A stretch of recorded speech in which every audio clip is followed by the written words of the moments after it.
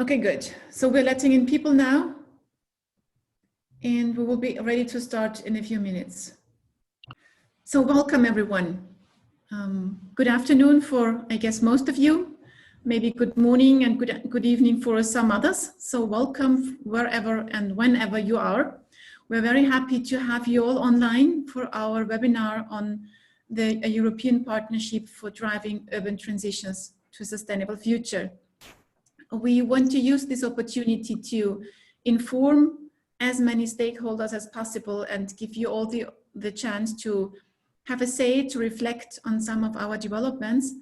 And as we can't accommodate all of you in on-site meetings or in different kinds of formats that we have used online, we thought the webinar is the way to facilitate that exchange. My name is Margit Noll. I'm coordinating this partnership, and I'm also managing the Joint Programming Initiative JPI Urban Europe, which is already ongoing for more than 10 years now. And this is like the starting point for taking a step further in this partnership, teaming up with the European Commission, teaming up with other European initiatives like the SAT plan and other major networks, and designing a partnership for research, innovation and action to improve sustainable urban development. Before we start with the content, I would like to run through some housekeeping issues. We are going to use, next to the Zoom that you're all in now, and I hope that you can all hear me loud and clear, we are going to use also Mentimeter as the opportunity to allow you to give some reflections. We will be far too many people to run breakout sessions here, but there will be opportunities for you to have your say. So for Zoom, those that are not that familiar with you, with that tool, there is at the bottom line of your screen, there is a toolbar. And if you move the cursor down there, you can see different opportunities. You're all muted by default, so you are not heard and you can't make yourself heard by your own. This is to avoid background noise and to keep the quality as high as possible. And also your videos are turned off, so that we will only have the videos on for those that are speaking. There might be technical questions, so for every one of you who has a technical issue with hearing as well or using different tools, you can use the chat function, which is also given in the toolbar on the bottom. This is the icon with the one speech bubble, and there you can get in touch with Sarah, my colleague, who will try to help you and sort out your technical issues. So I guess Sarah will put a message in the chat, and you will can get back to her easily if needed. If you have content related questions, there are two options that we can offer you for this webinar. One is, again, in Zoom. There is in the toolbar the icon with the two speech bubbles, and that's the question and answer bar. With that, you can post a question and we can deal with that whenever we have a slot for the questions, and some of them might be responded in written, and some we might take up in the discussion. However, we would encourage you to post the question through the other tool, which is Mentimeter. Sarah will post the link. Mentimeter will allow us to run some polls and also to give you an opportunity to comment, reflect, and provide input. So, and the advantage is that all of you will see the questions and you can also vote. So please get familiar with the tool and use your mobile device or a tablet or another browser window to open Mentimeter. We will use it throughout the whole session and the whole webinar. And it will be needed to give you the opportunity to provide feedback and comment. So you can go to www.menti.com and then enter the code 16667, and then you're in our session. Again, if you have troubles with connecting to Mentimeter, get back to Sarah and post that in the chat. Or if you cannot do it in any case, post the question on Zoom, and then we will take care of that ourselves. Finally, the webinar will be recorded, and we will post that then on the website and other media so that others can follow this session as well. So, having said that, I think we can start right away with the program. And let me share my screen.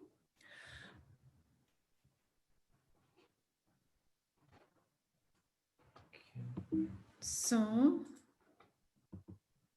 yeah, I hope you can see my screen.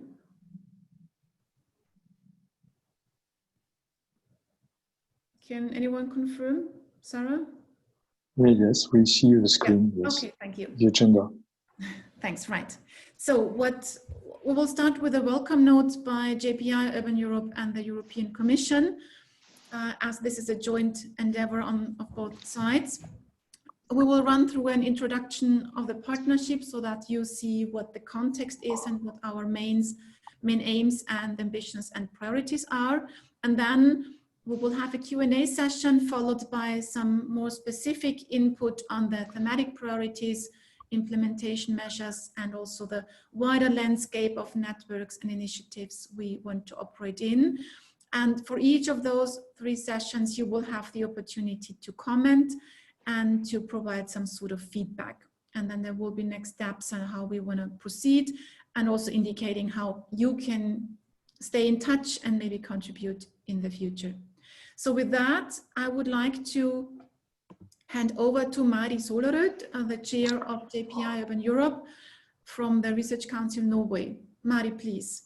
Yes, thank you for this, Margit. And on behalf of the member countries of JPI Urban Europe, it is a great pleasure to welcome you all to this webinar. My name is, as Margit said, Mari Solerud. I work for the Research Council of Norway and represent Norway in the governing board of JPI Urban Europe, together with Anne Beate Tangen from the Norwegian Ministry of Local Government and Modernization. Having looked at the participant lists, I'm glad to see that we have an excellent mix of urban stakeholders here today. Academics are well represented, national agencies as well, but also a good portion of you represent municipalities, local authorities, NGOs, and business actors, and that's just how we want it. You also cover most parts of the world, many from various parts of Europe, but some of you are also in North America, Asia, and Africa.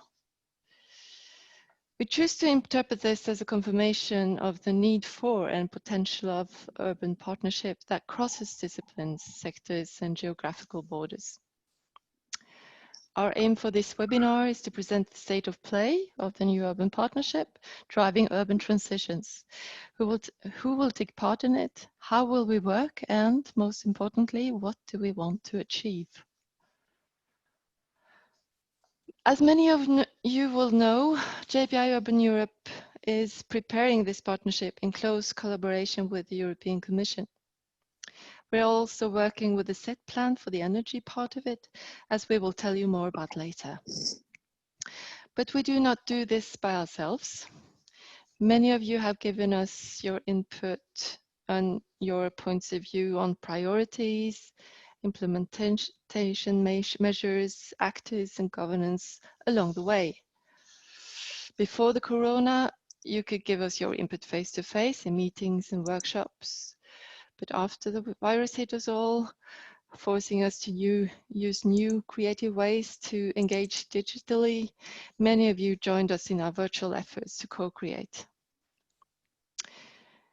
Having taken part in the process of involving all types of urban stakeholders in the development of the partnership, I'm really impressed by the overall competence and engagement for cities and urban areas out there. No doubt, cities are crucial actors and hubs for solving the great challenges of our time. To reach the sustainable development goals of the United Nations, to implement the European Green Deal, and all the national, regionals, and local strategies for the shift to a more sustainable future, cities must step up and take the lead. Already there's so much going on out there. Many of you are heavily involved in projects and efforts to solve the wicked problems that emerge wherever humans cluster. The idea of partnerships is to join forces and resources, to be able to share experiences, results, and best practices. The potential for synergies is huge. The point of a European hub for urban transition is not built upon the idea that one size fits all. We all know that cities come in all shapes and sizes. They have different climates, economies, governing models, as well as differing challenges and possibilities. A strong urban partnership will enable us to do more, to share more, and speed up the transformation. And with this, it's a pleasure for me to give the floor to, or rather the screen to Jean-François Guinaga, who heads the Unit for Future Urban Mobility System in the EU, Directorate General for Research and Innovation. The screen is yours. Thank you, Marie. Thank you, Margit. Ladies and gentlemen, dear colleagues, humanity passes through a critical time of its history, faced with some unprecedented global challenges such as climate change, water and air pollution, waste, environmental degradation, depletion of natural capital. The most recent one, the COVID-19 pandemic, threatens to destabilize our society and the world economy. Cities occupy 3% of the planet's landmass, but consume over 65% of the world's energy, 75% of natural resources, and account for more than 70% of the global CO2 emissions. Cities in Europe and worldwide are the major contributors to these challenges, but are also hubs of technological and social innovation. Depending on their engagement, they will decide the success or failure of humanity to meet the targets set out by the Paris Agreement and the 2030 UN Sustainability Agenda. The Paris Agreement and the IPCC have sent a clear message. There is urgency to tackle the climate and biodiversity crisis to avoid disastrous consequences.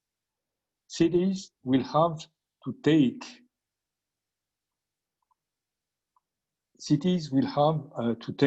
their responsibilities and engage in immediate, unprecedented, and bold transition towards sustainability and climate neutrality.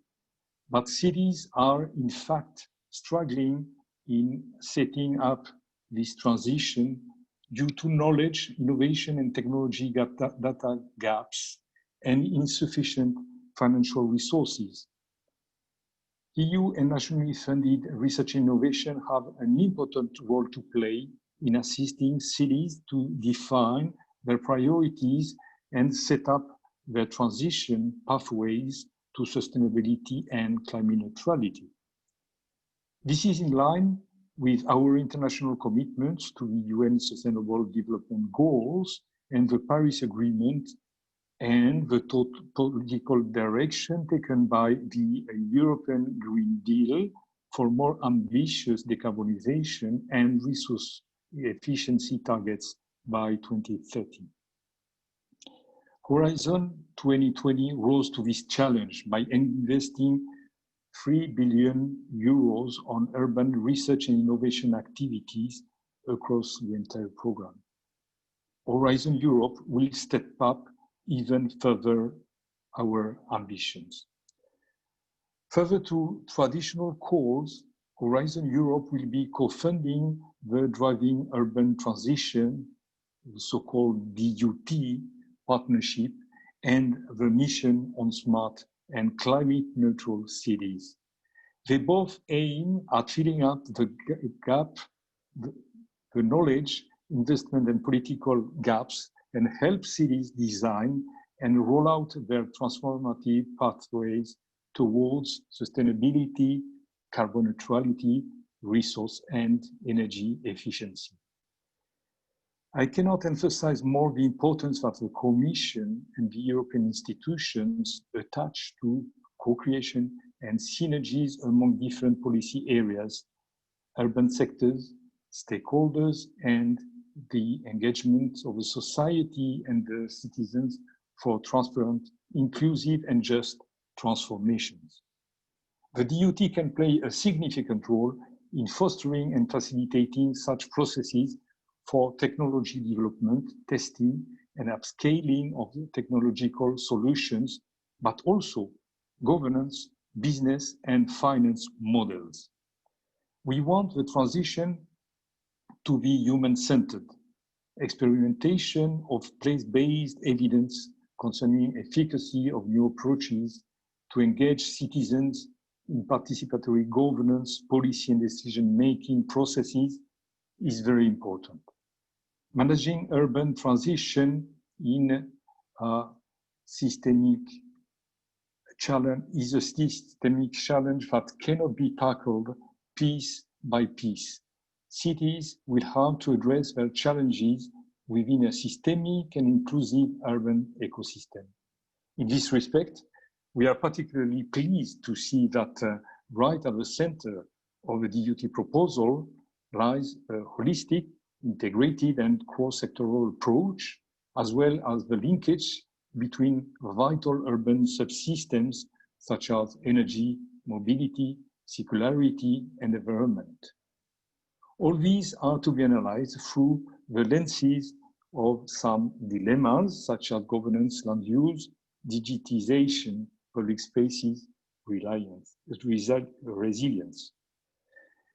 We are also very pleased to see that the DUT proposal puts emphasis on place-based thinking and experimentation, but would allow for customized solution by integrating local specificities.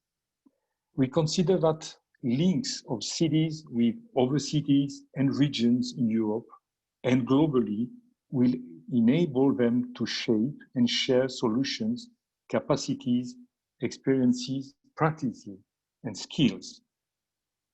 By establishing itself internationally as a European urban research and innovation reference, DUT can help European cities become part of larger European and even global networks. The challenges are immense. Huge investment will have to be made by cities, regions, member states, and the EU.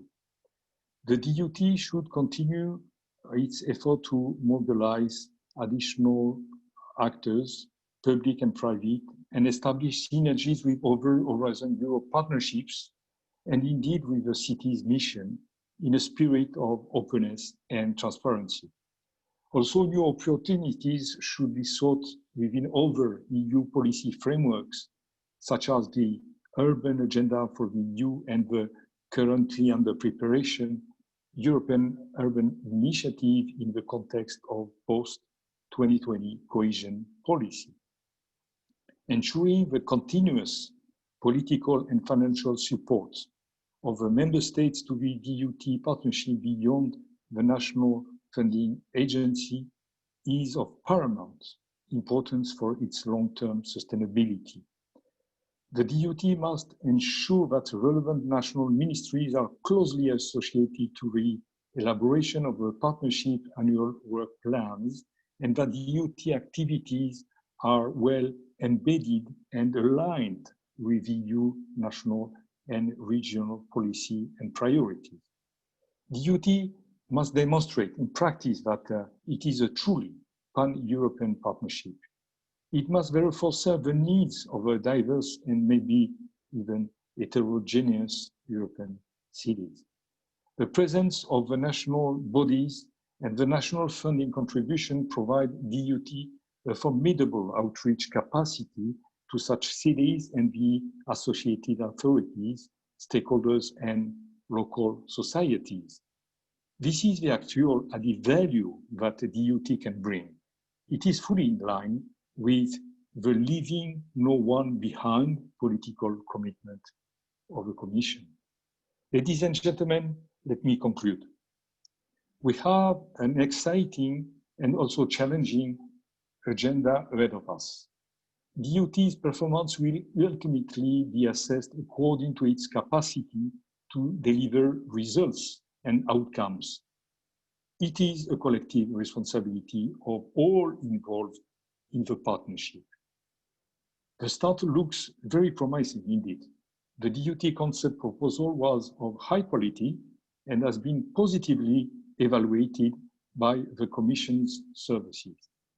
This and the record of the JPI Urban Europe give us a high degree of confidence that DUT is well placed to succeed and meet our expectations. In closing, I wish you lots of success and joy in this exciting journey.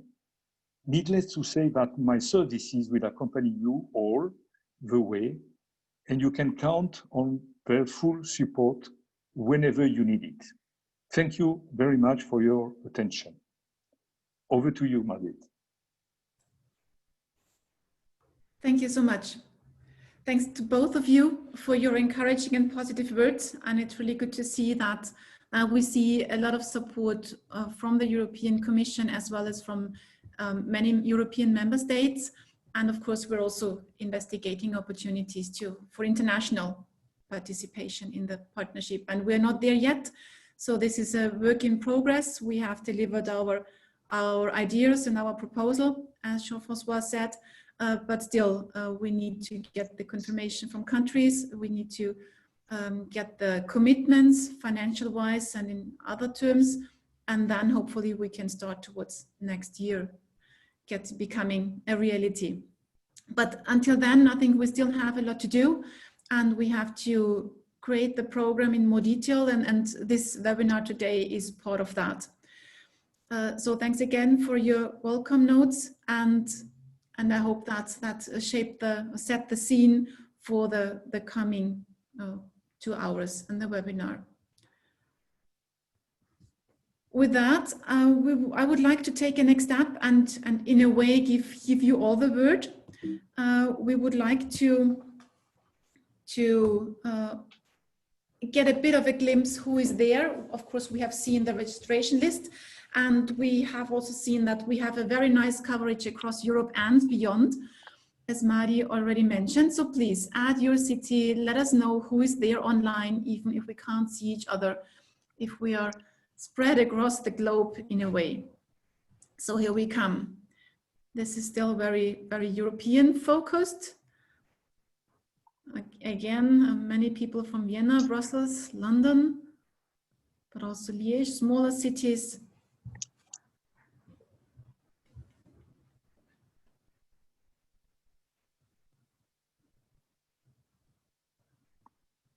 Very good. So those that are not online in Ment yet, please give it a try. If you need help, get back to Sarah. Post it in the chat. Again, we have also people from the USA.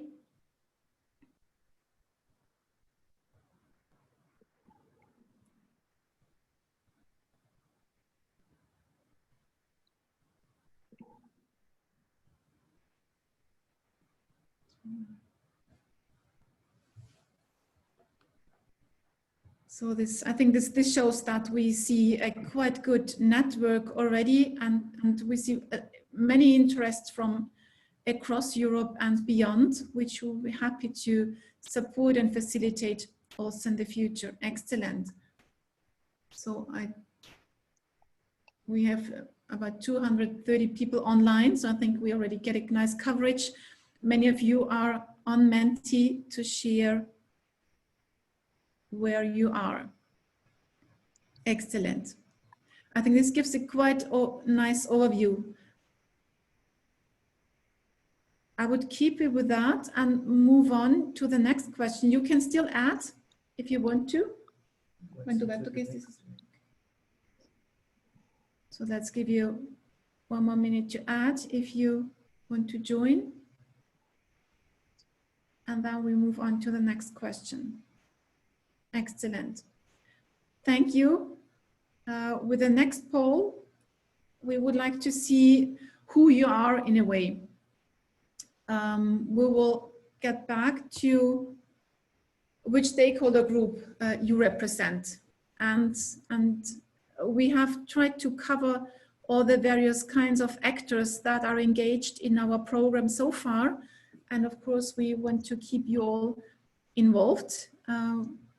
We see, as always, I tend to say that we have a strong participation of the research community in academia, but national funding agencies are our partners in this partnership, right? This is a joint effort of national authorities, but then I see city authorities and business joining as well.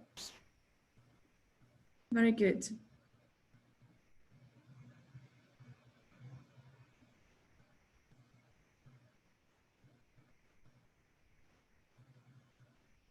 So we'll look into whatever others is. So if you are one of the others, you could put it in the chat what kind of organization you are, so that we can allocate you and see if we might need a new category to our list here. Very good. Thanks for indicating which stakeholder group you belong. And I think this shows a distribution that we know from other settings, where we see that research, of course, is very engaged in such an initiative, but still, we try to mobilize city authorities, business, NGOs, civic organizations as well, to co-design and develop that program together with us. So you are very welcome to this webinar, and we're very glad to have you all here.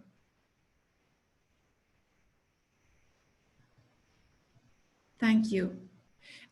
Just to set the scene and understand how familiar you are with our context that we're operating in, and that Jean-François mentioned already, with the Horizon Europe framework that is coming up. I would now move on to the next question.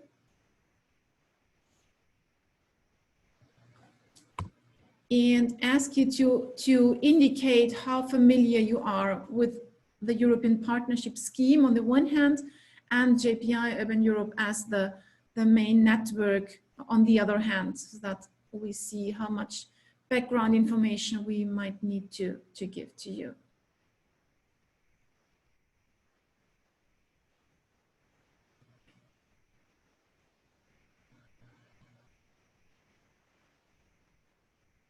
Okay, so we have peaks along the whole scene, finally resulting quite in the middle of the scala. Okay, that shows that we have people very experienced already, that I guess have been part of our journey so far already, and that's good that we see that you're joining again. But on the other hand, we see a couple of people that are newcomers that might not have been so much involved at all, not involved in the European partnership and the whole Europe debate, as well as involved in our initiative yet. So welcome that you're joining this time, and we hope that you find that interesting enough to stay and continue the journey with us. Excellent. So which leads to the fact that some of you will know quite well the next information, but maybe it's informative for the newcomers here, or those that are not so familiar yet. So please be patient if you are well into the matter, and I hope I can frame the setting for all the others well enough. Thank you. Good, so then let's go into matters and into the content. We will get back to Menti in a couple of minutes so that you can then also reflect. But now for the next couple of minutes, I would like to inform you about the partnership and giving a bit of a background information where we come from and where we are aiming to. So it was already mentioned, JPI Urban Europe is the main network that is operating since 2010, basically running calls and joint actions since 2012. It's an intergovernmental research and innovation initiative. That means it is financed and realized by national authorities, research program owners, funding agencies, research councils, these kind of organizations that came together about 10 years ago to cooperate, to set up joint actions and to deal with matters that needs more capacity that one country might have on its own. And it aims at coordinating research activities and taking advantage of the capacities the expertise that is there across the different countries, cities, and disciplines. So at the moment we have 20 countries participating, and we have realized 10 calls actually, so 3 calls are currently open, 4 of them already in cooperation with the Commission. We have a bunch of projects, more than 80 now, soon a couple of more coming, that form our portfolio and that form the basis of our program. They all deal with matters on sustainable urban development, might that be related to smart cities, to food, water, energy nexus, to new services and new governance to run our cities, different aspects on planning and design and governance, mobility, one of our open calls at the moment. So our main hub is in Europe, but we do have some international collaboration ongoing as well with China and the Belmont Forum. And this is forms the starting point, right? This is a network that exists, that runs joint actions, that runs a program that is not only there to finance research, but that aims to bring this research into practice and to support the projects by dissemination, exploitation, and the like. And these issues we really would like to take up in the partnership and strengthen more, because we see that there is a high relevance and a high importance of focusing on the urban context and urban areas as the main hubs for transforming our whole society.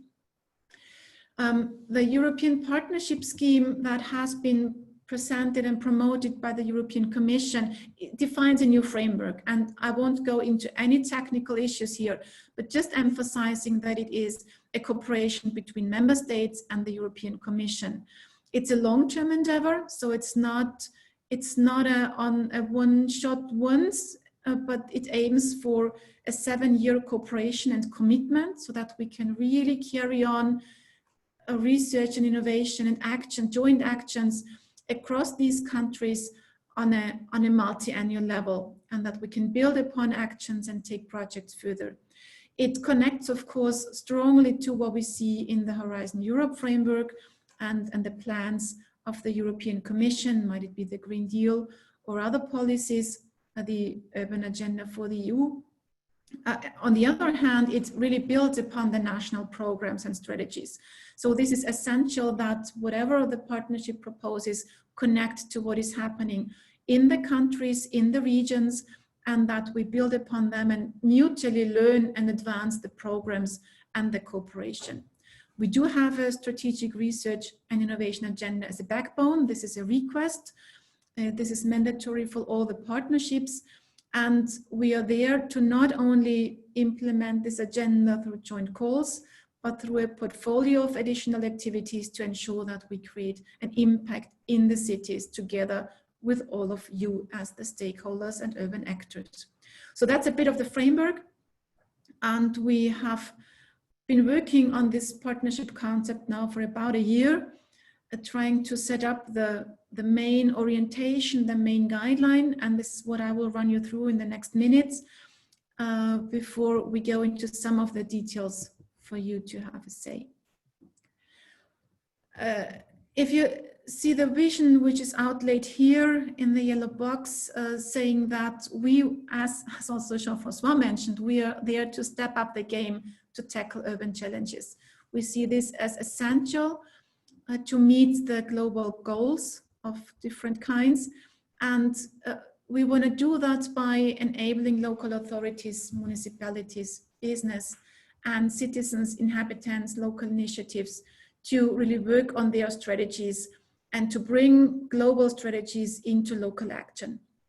That means that we want to develop the skills and the tools to make that happen, and which does not only include research and innovation, it includes much more in terms of capacity building, in terms of promoting research results, making them available and accessible, and putting them in a form that urban actors can work with that and can take them further, that we are supporting mainstreaming of new approaches and solutions in kind of replications or other ways to spread the word. The framework in support of what we are setting up this initiative is that we see a set of global and European strategies, which are really essential.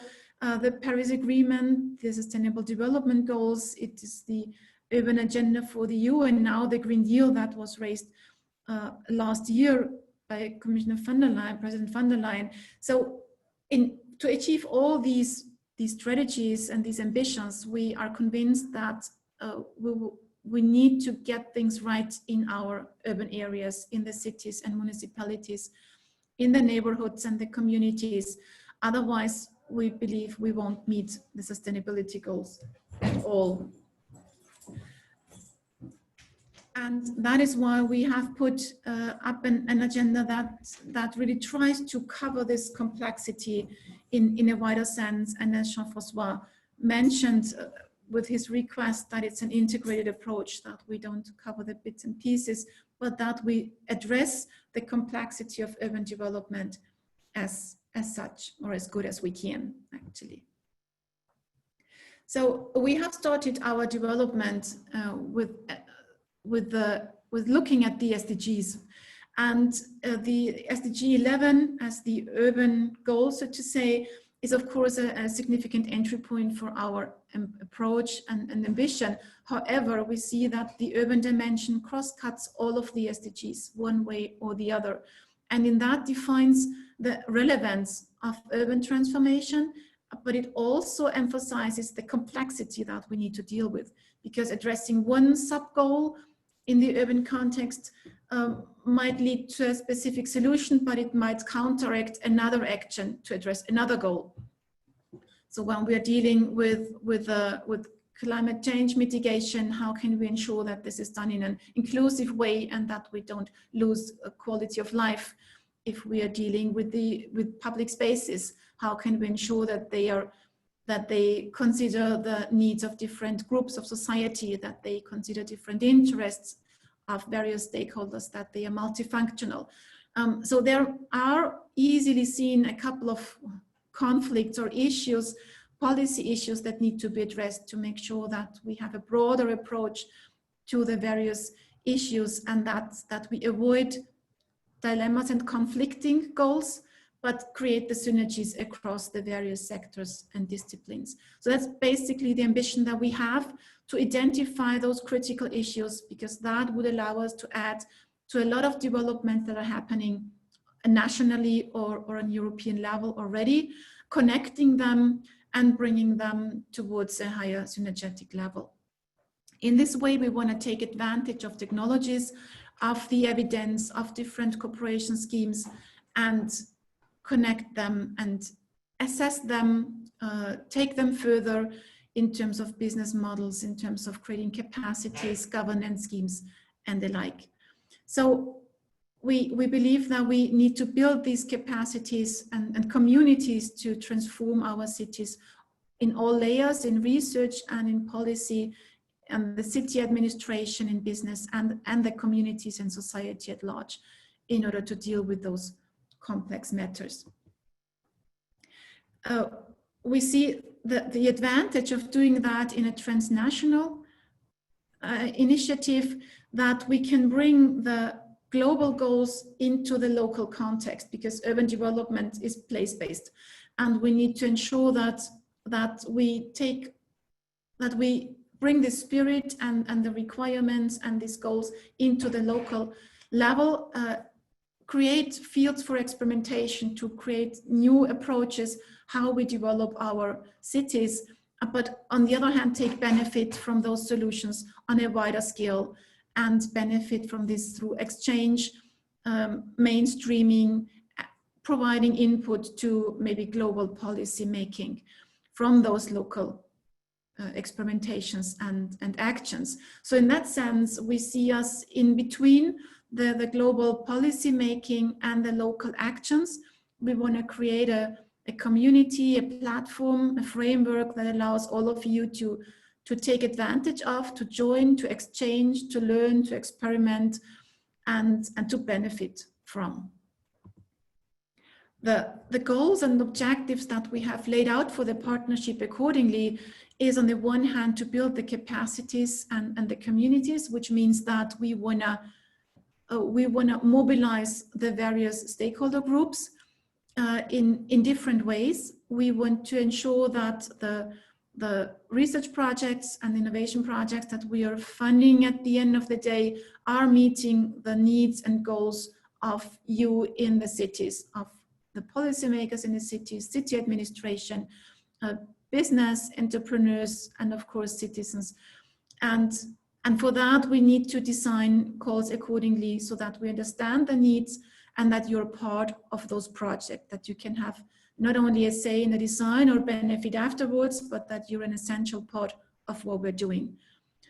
On the other hand, as mentioned earlier, we believe that we need to address integrated approaches that go across the different sectors, call them silos, disciplines, whatever. We want to increase the effectiveness of those solutions and technologies and processes in order to consider the different constraints that might come along when we go beyond the different sectors, understanding the interlinkages between energy, mobility, social issues, planning, environmental concerns. And on the third level, we want to ensure that this knowledge that is created is available and accessible for all of Europe and beyond, that we can bring those solutions, technologies, products, services, whatever it might be, to the neighborhoods and in smaller cities, in smaller municipalities and the bigger ones. So we are looking into formats that support not only the kind of usual suspects, I tend to say, that have the capacity to join those projects anyway, but maybe creating formats and using the national contexts and our network to support also smaller cities and communities, and creating instruments that allow you easily to take up those results and benefit from the investments that are taken in this partnership. The impact that we want to create is on 3 layers. On the one hand, we want to build capacities and support the cities directly. So all the projects should support the experimentation, the design, creation of new solutions and methods and tools and approaches in the cities, which means that we need to be sure that you're part of those exercises and to help you and address issues that you have defined in your strategies and that you have prioritized in your policies. On the other hand, we believe we are well placed to support urban policy making on a wider sense, might that be on the national, European or global level. We are teaming up with a partner in the Urban Europe for the EU process, and by that teaming up with the partnerships that have been established there. We are trying to cooperate with UN Habitat and other global organizations to ensure that results are communicated to policymaking. And on the third level, we are aware that in order to design such a program, we need to advance our research and innovation programs. So our state-of-the-art tools are not always appropriate to address the issues at hand appropriately, that they are designed to support the cities or the urban actors in the way needed. So we are creating and using this network of national research funders, of ministries, to look into opportunities to learn from each other and improve our conditions and frameworks so that they better fit to the needs of you in the cities and of dealing with the complexity of those matters. So the aims are there. We have had a lot of discussions on the right setting, also together with the Commission, to set the goals right and the objectives and design a framework, agree a framework on what we want to do. The starting base for how we want to address that is our research, strategic research and innovation agenda, which was published last year. And this has laid out 4 priorities, 4 cross-cutting themes, where we see there are key dilemmas, there are key areas that need to be involved, as they offer great potential for cities to transform. At the other hand, they are the critical issues that we need to get right in a way to be successful in this transformation. These address digital transition and urban governance. So the intention to, of course, benefit from the opportunities of digitalizing our whole life in a way, business and planning and governance. And it poses, of course, also challenges how we make sure that people are involved, that we don't leave anyone behind, that we design governance in a participatory way. We have the challenge from resilience to robustness, in a way that climate change poses quite a lot of issues, but we need to address them in a way that the quality of life is ensured, that is inclusive, that we take people along and create solutions that are sustainable in all regards. Sustainable land use and urban infrastructure as one of the key areas where a lot of investment is going into. So our energy systems, mobility, the water infrastructure and the like. We need to ensure that that is robust and that is designed in a way that it can cope with the complexity of the challenges. On the other hand, land is a scarce resource, and by that it already is an area of conflict against the different interests that stakeholder groups have, the different needs to grow the cities, to provide housing, but also green spaces and green-blue infrastructure and everything that goes along with that. And on the 4th layer, we have inclusive public spaces as kind of a core of cities, the public environment where people meet, where they interact, engage. And again, this poses different kinds of issues, how we can design inclusive public spaces where people like to be in terms of what is public and what is privately used, including maybe also digital public spaces for people to engage and that they are accessible. And we see that also with the current COVID situation, that there are new requests for the public spaces and how we use and get access to those. So they define sort of cross-cutting issues that we want to address, and we have translated them in order to operationalize this agenda. We have identified 3 main pillars that define the key areas that we want to address, and this is what mentioned already. It's the energy context, it's the mobility transition, and it's the greening of the city in terms of environmental concerns, circularity, and the use of nature-based solutions. So this is the kind of focus areas we have defined. Part of that program is already more developed than others, as we have invested over the last years already in the Positive Energy District program, which is elaborated and realized in cooperation with the set plan action on smart cities. And for the others, we are more at the beginning to design those programs.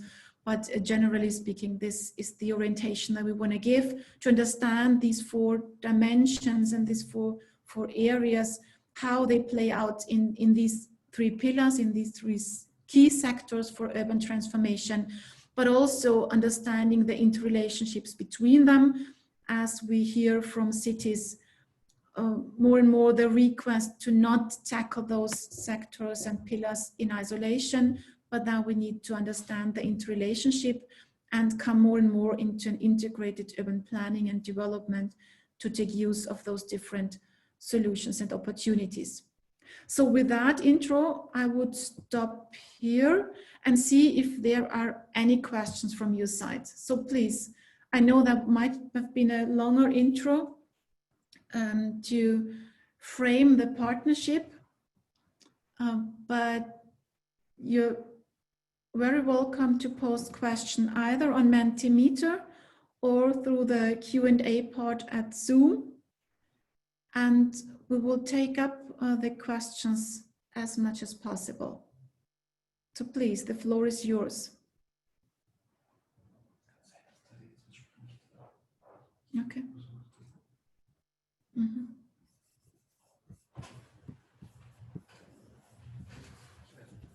So yeah, good. So we do have some technical issues with the link between the Menti and this presentation, but okay. Okay, so then I will yeah. work on the questions. Yeah. Then you can Okay, so we'll fix that while we go, and your questions should pop up.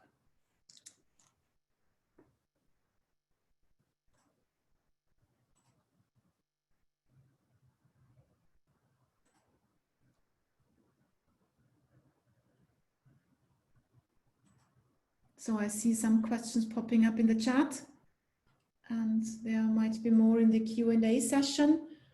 Some of the questions that can be answered easily in a written form, Jonas, my colleague Jonas, will take care of that right away, and we will take up some questions in a minute.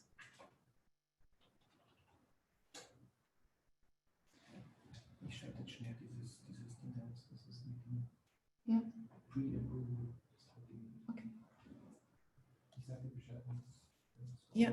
Okay. So let me see at the chat if I can start addressing some of the questions there.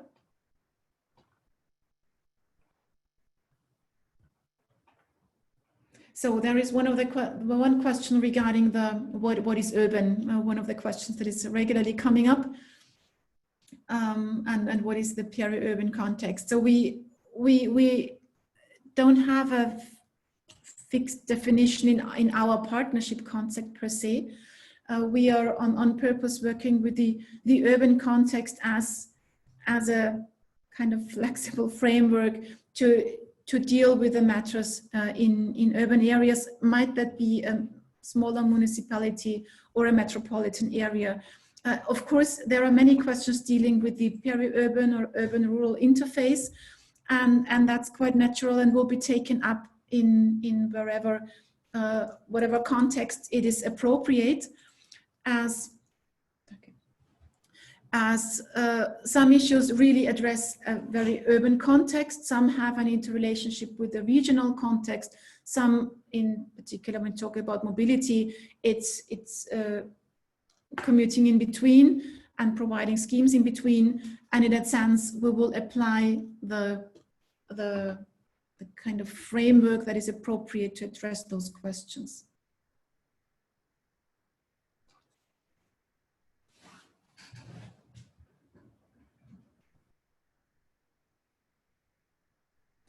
I'll take up one more question from the chat, and then we will move on to the questions that you put in Menti, okay? So I see a question that's asking for the 7-year commitment from participating countries, which answering that one, there needs to be, so this is part of the framework provided by the mandatory requirement by the Commission, all countries that decide to join the partnership, all European member states countries in the first place, that want to join, they need to come up with a formal commitment. In our case, that's in the first hand a financial commitment, and it can also be an in-kind contribution to some joint actions.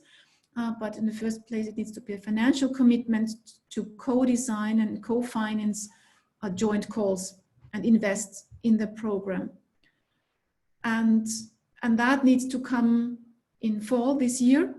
And based on that commitment, we then start the further negotiation, I guess, with the Commission, as they are providing a co-funding, they are topping up the money provided by member states. International countries and countries outside of the European Union are welcome to join anytime, and countries can always join later on as well. But the financial setting with the Commission will be decided this year. So I hope this answers your question. And I know that this is a hard decision taken in this situation that we are in now. This is absolutely right.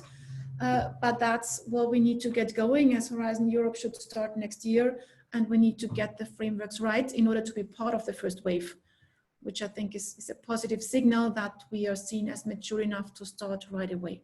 Okay. Okay, then I see there are some questions that are really voted by a couple of you.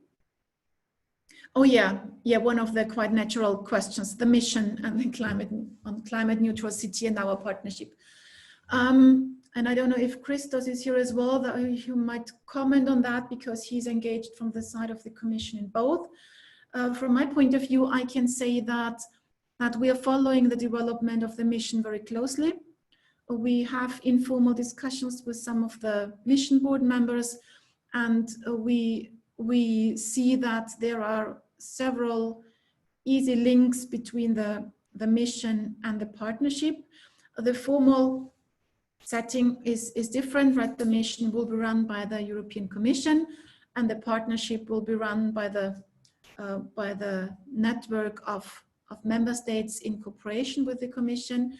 I believe that in order to achieve the aim of the mission, we need to mobilize any capacities and forces that we can, which means that a member states-based network could strongly contribute to achieve to the mission. Maybe not on all layers, but it definitely would allow to reach out to a wider set of cities, bringing those opportunities and those approaches towards maybe smaller cities, and creating a even higher dynamic to urban transition and climate neutrality. So how it plays out in a formal way, we will see. No one knows yet, as both developments are under, both initiatives are under development, but we will monitor that further. Another question on who can participate. So that,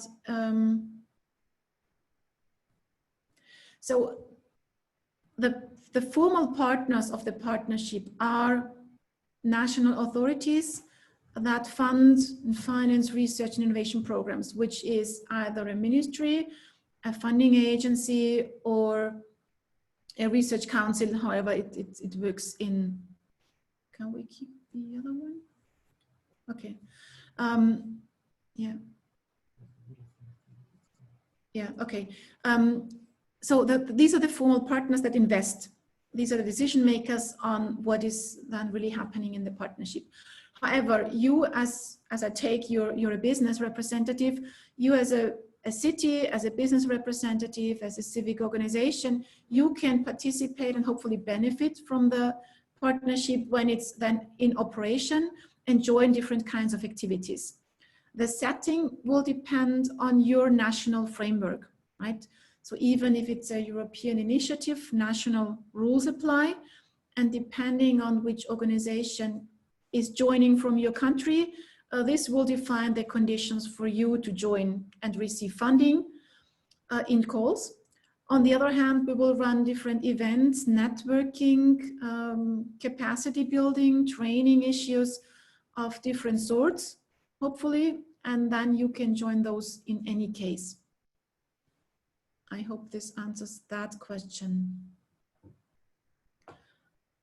How do we relate to smart cities and communities and Horizon Europe? So as was said before, the partnership operates when it comes into life under the framework of Horizon Europe. So we are part of that. Although we are then an initiative that is designed and run by by the member states and the Commission together. The smart cities and communities, I guess you referred to the European Innovation Partnership. That's something that we are supporting already.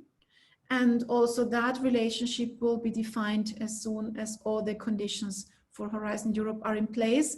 But our focus, our portfolios might be complementary, I guess, as the Smart Cities and Communities platform and the marketplace mainly drive in towards investment and bringing investors and business and cities together. We want to create a platform for co-design, experimentation, developing new solutions that might then can feed into the Smart Cities platform later on.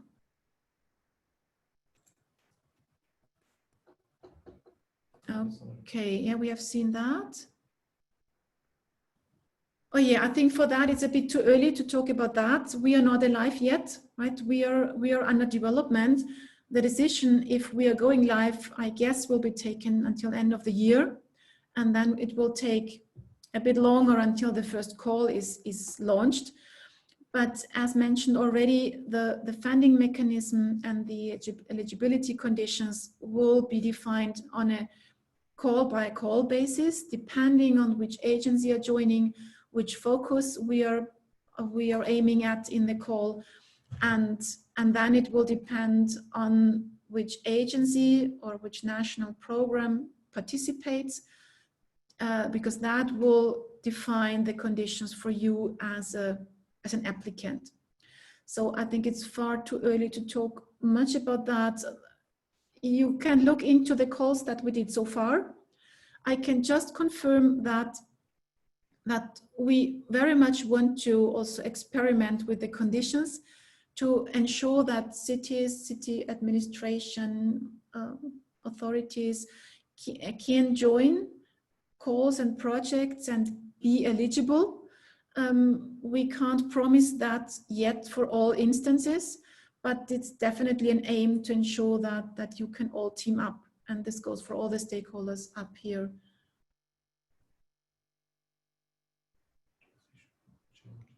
Yeah, that's yeah.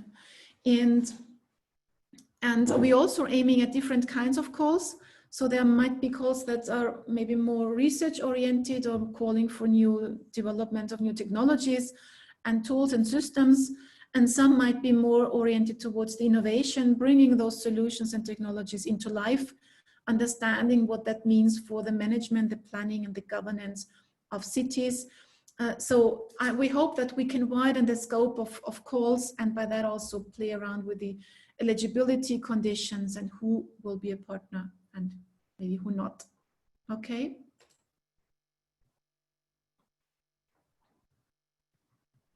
Yeah, we will get to that in a minute. So the Positive Energy District program is an essential pillar of the partnership, and you will see that in a minute that we are absolutely building upon that, and that we're aiming to learn from those experiences also for the other pillars that we are aiming at.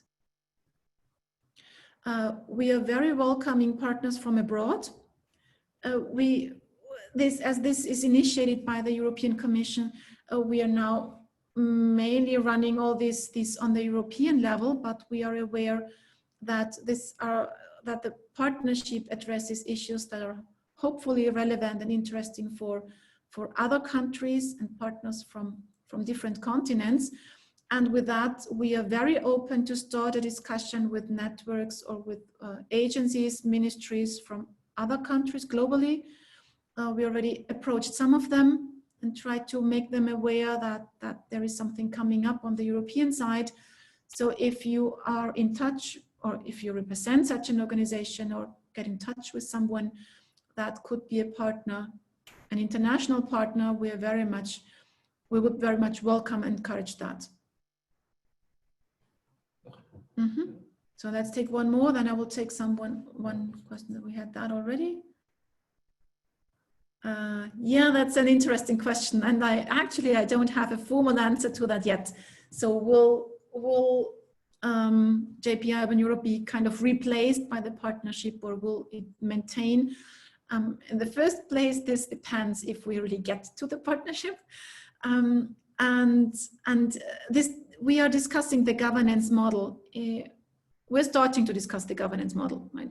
Very soon, there are some ideas, and I could imagine that the JPI Urban Europe, as the member states network, kind of is the main partner of the Commission to realize the partnership and really prepare and ensure the management of it. If we keep the branding and the name of JPI Urban Europe, we will see. But I think this is a discussion that comes much later than all the others. Okay, one more. We have that one.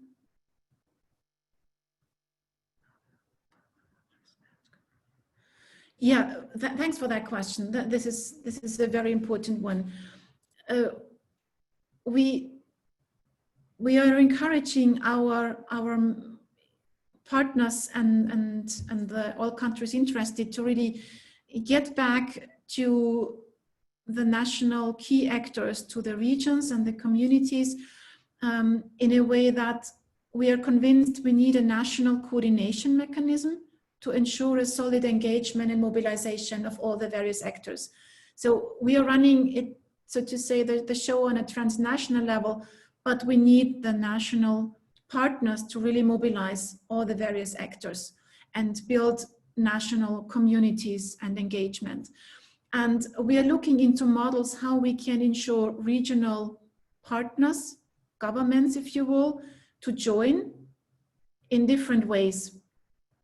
This depends a bit on the legal framework and how we can use structural funds to participate, or that the regions can use structural funds to participate directly. In any case, we aim to have regions as important partners and creating the wider context for outreach and maybe for mainstreaming, for bringing in the kind of regional dimensions for urban development, as not all cities and municipalities will have the opportunity to directly voice their issues, but we hope that we could mobilize that through the regions. We have a task force at the moment with ERIN, the European Network for Regions, to design and discuss different conditions for regions to participate. So this is important, but the frameworks are not fully there yet, so that we can see what is possible legally and what is possible formally or informally in the partnership. But it will be part of the governance, and we will discuss that in this context. Okay, then there was one question over there.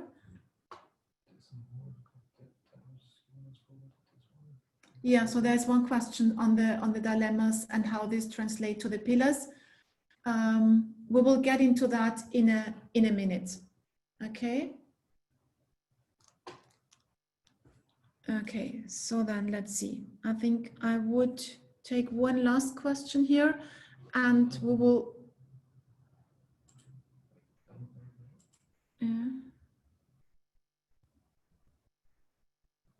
Yeah, I think I tried to mention that already.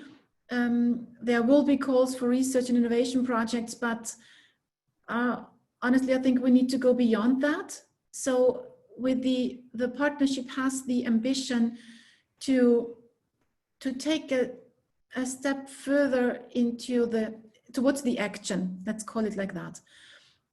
We need to operate under the state aid rules, so we can finance research and innovation, but we can design those calls hopefully in a way that we can mobilize and experiment and go as far towards demonstration, piloting, implementation as possible.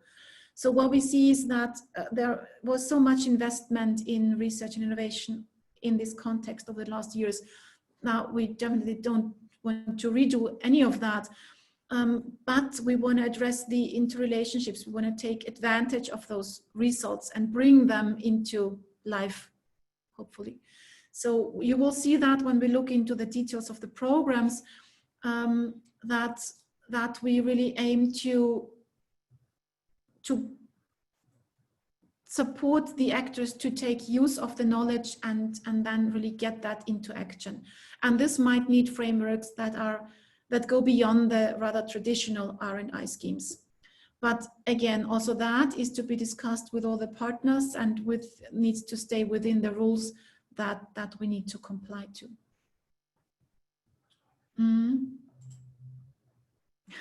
This comes up over and over again.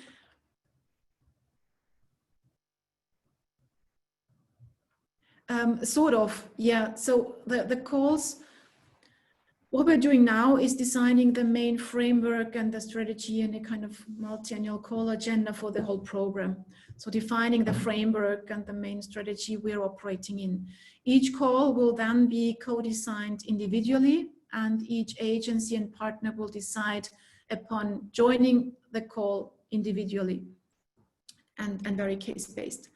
We will receive, if everything goes well, the top up of the commission, and this will then be used to realize particular action. And there will be a blend, if you will, of European and national funds for the specific calls. Yes, that is right. And how this plays out is defined then called specifically, and it depends then on which agency join and what aim the call will have. And in any case, we want to ensure that the calls are co-created and co-designed in terms of the topics and the issues and the conditions that are important. We are testing such formats, we call that challenge-driven calls, with in the Positive Energy District program right now, which very much puts the program owners at the core. We had a call that already co-designed that previously, the Making Cities Work call, where we had city representatives defining and putting forward key issues they want to get answered. And through such mechanism, we want to ensure that our calls address the issues at hand of the cities. Okay. I think I would leave it with that. We will take care of the questions. Maybe there's a second round later on that we can look into more questions, but maybe it's a good time to look into some of the details. And maybe we should make a 5-minute break so that all of you can stretch your legs, grab a cup of coffee or water, and we will continue in 5 minutes, which means then at my time then 15, so it takes 7 minutes, 15:25. So please be back in 5 minutes to continue the presentation and discussion. Yes, so we'll go for a break.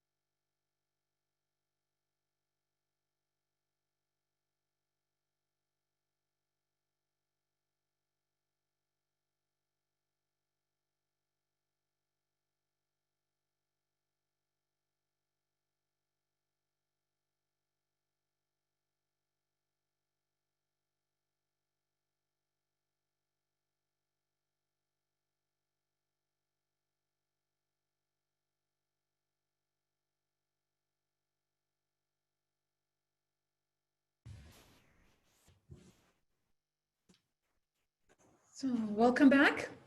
I hope you enjoyed a break, were able to stretch your legs, enjoy a cup of coffee. So we will continue the webinar with having a closer look at some of the concepts and some of the key elements of the concept per se. Maybe before starting into that, I just read quickly through a couple of more questions, and I can tell you there was a question on which countries are participating, and yes, Spain is in. We have from kind of northwestern Europe, we have all countries in except Ireland. Also from at least as indicating interest, right? So no final decisions have been taken yet. This is still a phase of mobilizing actors, mobilizing budgets, and negotiating different opportunities to participate in this quite critical also financial situation. So I think we have 22 countries from the European Union plus UK plus Turkey that we are discussing at the moment. And there was one question on the results, what results are expected then in the partnership, and I just would like to emphasize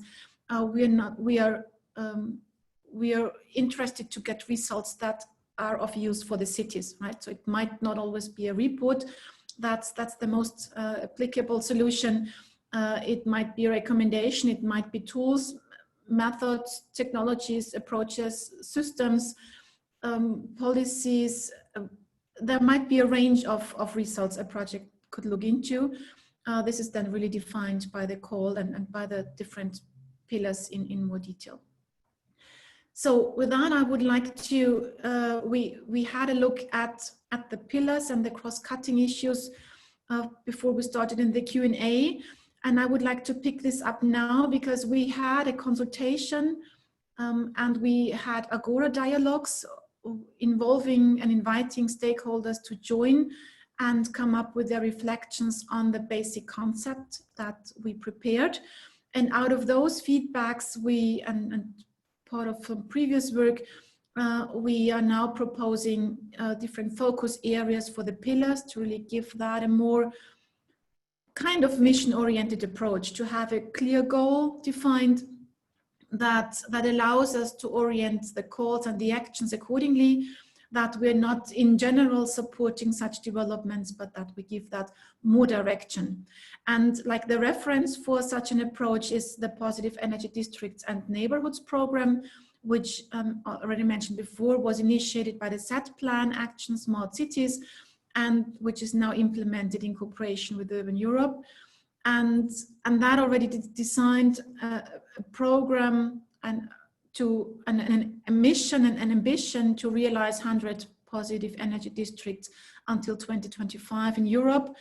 And to achieve that, a program has been set up to develop these paths, these positive energy districts, to create the technologies, the systems, the governance, the planning dimensions, to ensure that all these solutions and good practice cases can be shared and are of benefit for a wider sense of cities.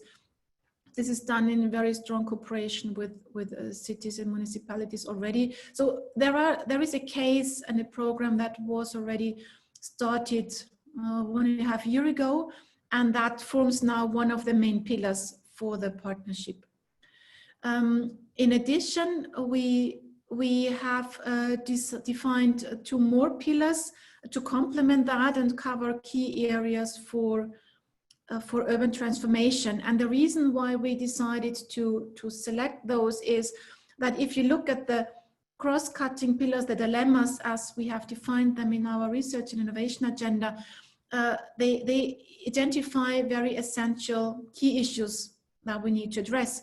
However, those issues play out in different ways when you look into the different sectors, right? So the governance issue, the potential for digitalization in terms of concrete solution is different in the energy context than it might be in the mobility context. And how we deal with the climate change and quality of life aspect in the mobility context might be then different when we talk about circularity or other aspects. So the reason was we wanted to go more into the substance, into more detail, and not stay on the general level. And this is why we decided to pick out these 3 pillars. And this is why we then took them further and looked into opportunities to give each of them a kind of a mission on its own. So the positive energy district is one of them. We have the 15-minute city as the one representing the mobility transformation in a way, so that we have a wider scope of how we design and rethink mobility and space in the city. There are, you might know that, a couple of other partnerships looking into the mobility context, looking into the potentials of connected and automated mobility systems, of zero carbon mobility systems and the like. And they are essential enablers in a way. But I think if we look into the mobility opportunities and how we design space and how we move in the city, we need to consider more than these systems and these opportunities. We might need to rethink what we need in terms of reaching different kinds of facilities in the cities, how we live, how we work, how this is changing also through the crisis, and how these changes might stay for longer, and what that means for our mobility behavior and our mobility needs. And with these 15-minute cities, that was also brought up by some cities already, we think we have an entry point to have a wider scope and a wider framework for discussing future mobility systems that might benefit from different technological solutions, but that also include how we maybe reduce the need for mobility and transportation, how we redesign logistics systems and others, and approach the mobility and space debate from a wider sense. And the third one, it's now called Downsizing District Doughnuts. This is very much triggered by the current discussion on donut economy model and how we redesign our economies beyond the pure growth strategy, and how we consider economic models that consider strongly the boundaries of the planetary boundaries that we have of our resources, and at the same time consider the societal needs for these resources and their use. So the Downsizing District Doughnuts approach aims at creating districts that operate into within those conditions, and that take advantage of urban greening aspects of nature-based solutions approaches, and connects that to circularity debates. A strong dimension, of course, addresses circular economy perspectives, but puts that within the context where the greening of our economy and the improvement of circularity meet each other within this context of the donut economy scheme. And in each of these cases, we can then decide to say we want to address a couple hundreds, or whatever number you want to give, of these districts and cities and neighborhoods, in order to have a clear aim and to mobilize cities and communities to join forces in creating that and enabling that. We have, of course, we have identified different aspects that need to be considered, and stressing here that, of course, each of these pillars and aims has a sequence of very specific issues that need to be addressed by preparing the energy system for positive energy districts, by all the issues that need to be addressed on the side of the buildings, on the energy system, and the related industries and the planning dimension. The same goes for the mobility part, when we need to design these multimodal systems and how we can ensure that we can reach our main aims and targets in 15 minutes, or by whatever kind of means, hopefully by active modes in the best case. And so there are very specific issues that we need to address in each of them. However, there are a couple of cross-cutting issues that really requires a good linkage between these pillars. Might that be on the governance dimension, might that be on the planning, on the use of space, and similar issues, how we involve stakeholders, how we ensure that this is all an inclusive development on all sides. So that's our starting point. As mentioned before, with the Positive Energy District program, we are more advanced than with the others, but there are sketches that we have developed and that we are going to discuss with our partners next week, and they will be then available for a further development and exchange with all of you. But this is more the starting point, raising awareness that this is an aim that we have, an ambition to really ensure that we don't have very broad calls, but that we have a clear target that we're aiming at with this partnership to achieve. So I would like to invite you now as the next step to comment on these pillars and to provide your view on what is relevant and important, which key issues we should consider for the pillars. So each of them, we have just one question for this. And please, if you want to comment on the Positive Energy District, put a 1 up front. If you want to comment on the 15-minute city, put a #2 up front. And if you want to comment on Downsizing District Doughnuts, then a 3, which would help us then afterwards to understand and interpret your comment right, or hopefully right. The question should now be open, and you should be able to provide your inputs on, from your point of view, from your background, what is key to address each of these pillars. You will have the opportunity to comment on the cross-cutting issues afterwards. So now please focus on your favorite pillar and your sector you're most familiar with, and provide us input on. Very good.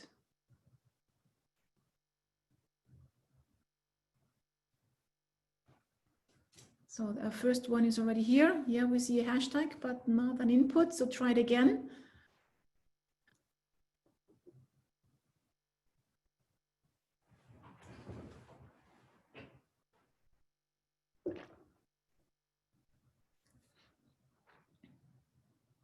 I hope you can deal with the Menti. Oh yeah, here's another one. So the issue is, it would be really great if you could put in your issues and we can deal with questions later on, maybe.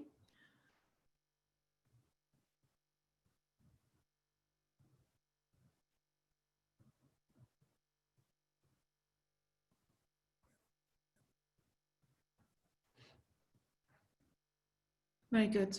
More popping in here. I see that the issue of dealing with the heat is requested here, and where this is incorporated, and I guess it's part of the Positive Energy District in a way, when we design housing and isolation and how we deal with from that side, heating and cooling.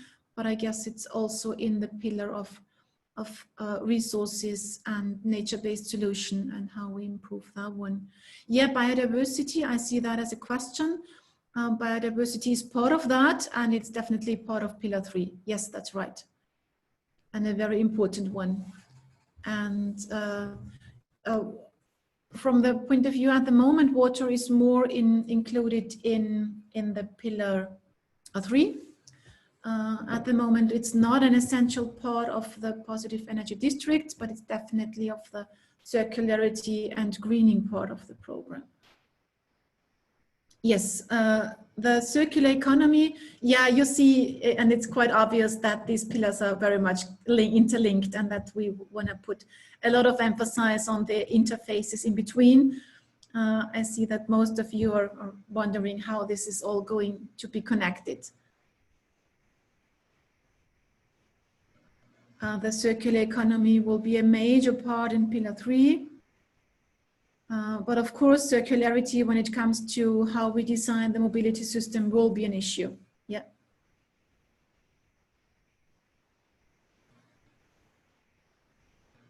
Yes, very good point on bringing destinations closer to people and how we reduce the commuting part. Yes, that definitely will be a part of that discussion. Yeah.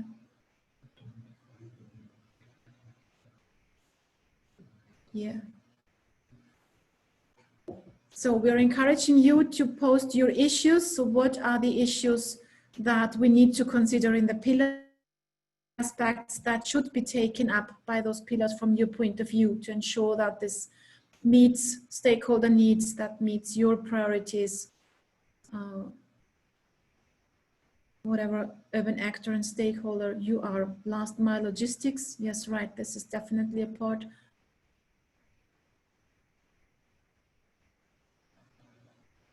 Yeah, there was the question on if circularity includes also the migration part.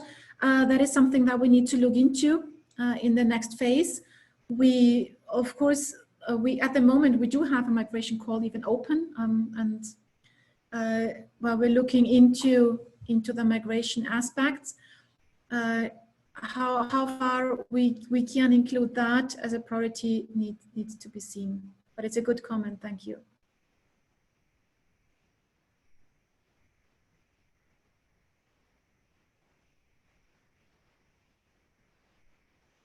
Yeah, the issue of scale up and reproducibility, replicability is one of the key issues that is strongly mentioned by many stakeholders and cities to take really advantage of solutions that were tested somewhere else. And you will go into that later when we look into the implementation measures. This will be one of the issues that we need to deal with. How can we ensure that solutions or approaches are replicable?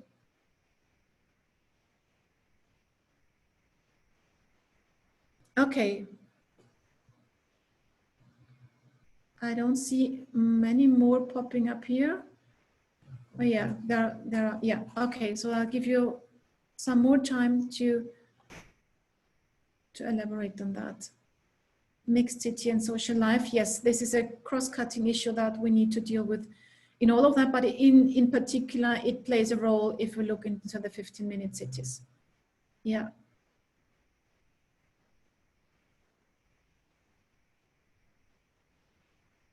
The governance of urban design, yeah, and also the way of, it was part of one of the previous questions on participatory and bottom-up approaches. They will be needed in those developments strongly. Yes, when we talk about pillar 2, the mobility part, there is mobility as a service and mobility on demand and business models and new services taking advantage of new technologies. But also on how do we design the neighborhoods? It's a lot about functionalities and how we can maybe reduce the need for movement as well. Okay, very good. I see that many of your questions are dealing with the cross-cutting issues and how things interrelate, which will form one of the key challenges for us to also in the implementation and how we can ensure that we create and address the interfaces right. And we will address those issues in a minute.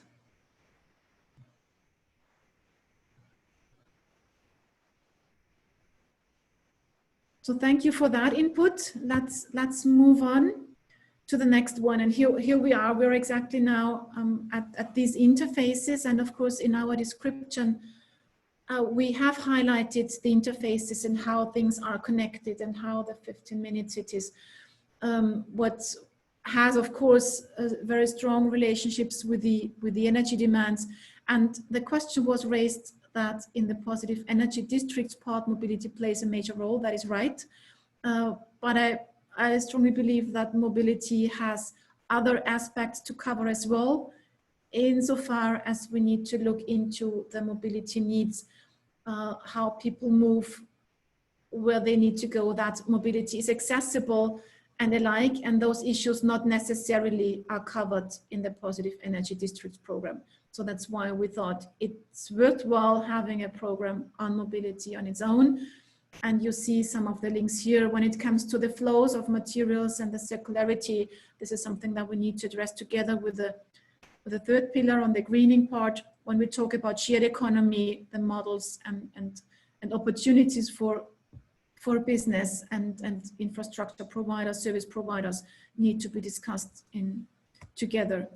The same goes for the Positive Energy Districts, as this is connected and has its own interfaces to the other two pillars, how mobility is integrated well, what the conditions and the requirements for the energy system are for future mobility systems, how the Positive Energy Districts will strengthen the neighborhood scale, and what the requirements then or the potentials might be for the 15-minute cities and the like.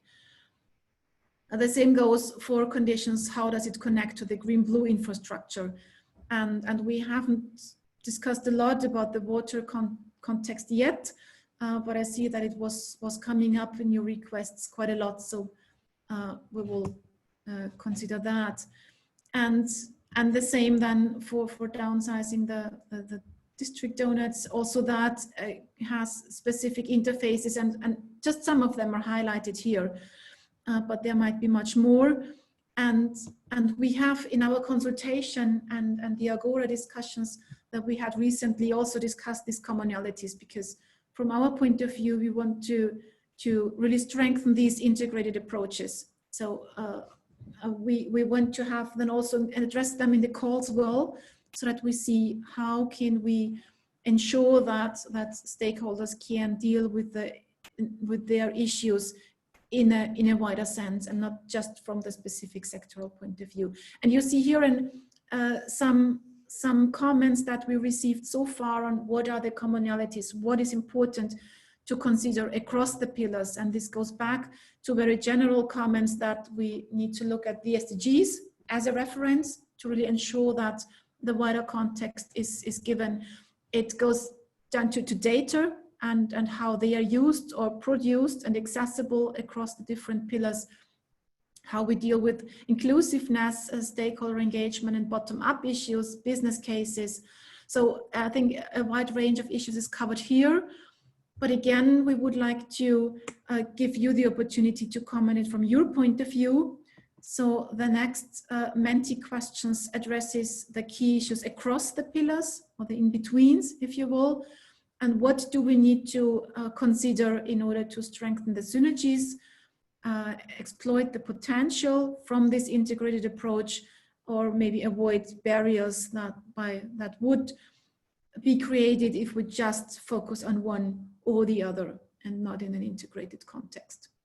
So Menti is open again for you to comment if you think, and some comments were raised already, but happy if you have more, what needs to be taken up in the partnership, in our calls and actions to ensure that this is integrated, that this is more synergetic and not building up new kinds of silos here. Yeah, the common values it was raised already, and I think this is something that we need to get back when we talk about the implementation measures. How can we support that?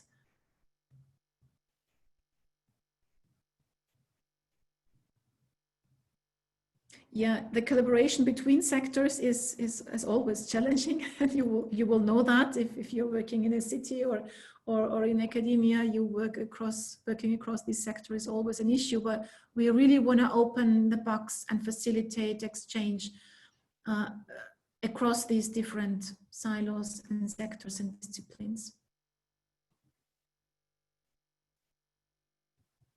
Health and well-being. Yeah, the issue, maybe to mention that the health aspect came of course up over the last weeks and month very strongly, and this is part of the mobility pillar activities, but I guess likewise in the greening pillar and nature-based solution, and how this ensures quality of life and in that sense also improves health.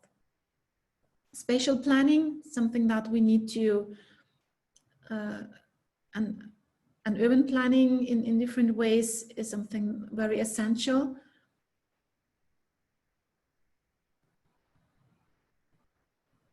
The public space forms a nice context to deal with these integrated needs and areas. I agree. This is something that's why we dedicated one of our cross-cutting pillars to public spaces, because we feel this deserves quite some more attention.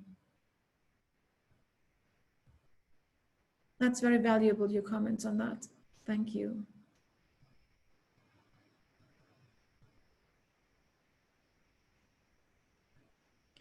The motivation for change and the common understanding. Yeah, we had a discussion the other day where we also had a look at different stakeholder groups, how they cooperate. If we talk about food, water, energy nexus, what that means, and that you start with explaining terminologies. So yes, it's easily said that integrated approaches are needed, but it's not easily done. And we need to create conditions and opportunities for that mutual understanding to develop that. So let's wait a minute if you want to add anything to this list. I think there are very valuable comments here, and we will be happy to take them up as just a minute. Okay.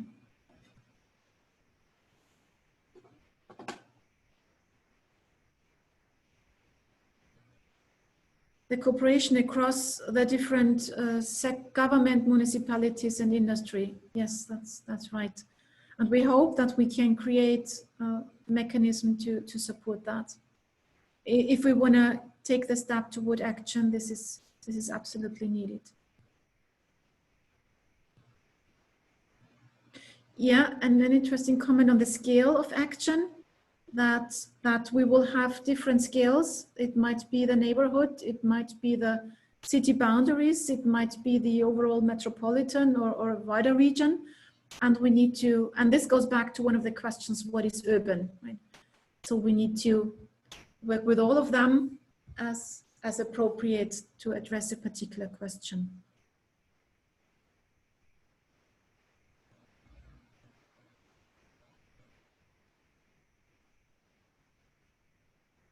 Metrics, monitoring, indicators, how do we measure those developments?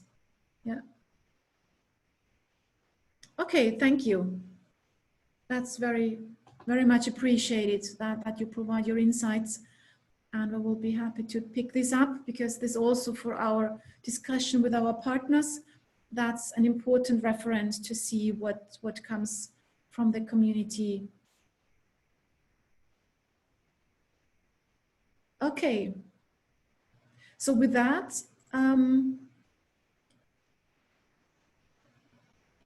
we would finish this part on the content, and this is as far as we got. There will be next developments. There will be further elaboration of the pillars, maybe also with different kinds of involvement of stakeholders, in order to ensure that this meets the various needs and strategies that you already have in place, and this will take some more time to come up then with a more detailed program.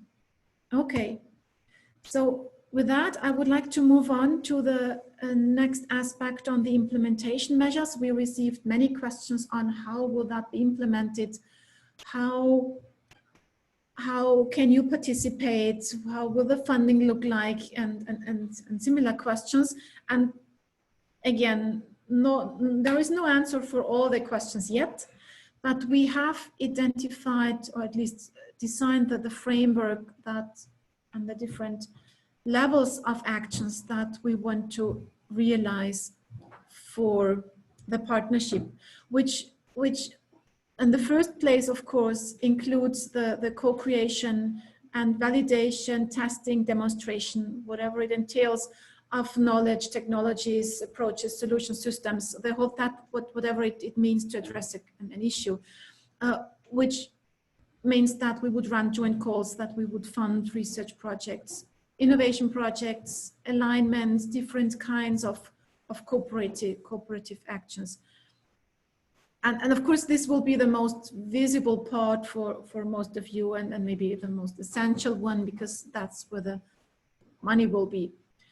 But in addition, we are very much aware that this is not enough to ensure that we drive urban transition. So that's definitely the backbone and creates the substance that we will have for the other pillars, or for the other activities. But we definitely need to go beyond that and support the capacity and community building, involving all the stakeholder groups. And whoever is familiar with Urban Europe already, hopefully knows and experienced already some of those activities in our Agora dialogues, in our events, where we try to bring together all the stakeholders and mobilize them, listen to you, and share experiences with you. So this capacity building is planned to continue, and I hope we can extend that through different formats. In addition, we want to take the step from research to implementation as far as we can within the given framework and the legal framework.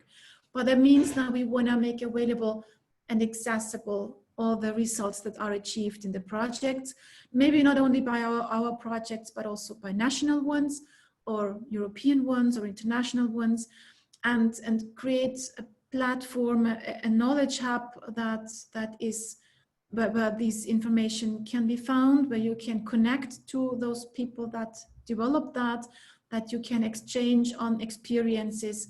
And this includes, of course, formats for replication, that was mentioned already, mainstreaming, scaling up across, and also looking into opportunities to create interfaces to investment programs. We can't run these investments directly through the partnership. That's not part of our mission and our legal framework, but we can look into opportunities to bring those projects and results into new programs that support this investment. And the fourth layer is then on the multi-level cooperation and alignment. This goes back to the international outreach, that we want to facilitate a learning across the regions and countries on the level of policy making, on the level of R&I programming.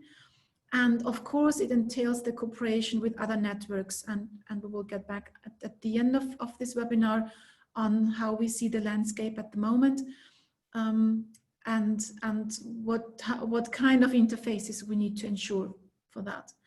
We put also those up for consultation and received some feedback on that as well. So what we see is that the community very much calls for experimentation and different forms of co-creation among all the stakeholders.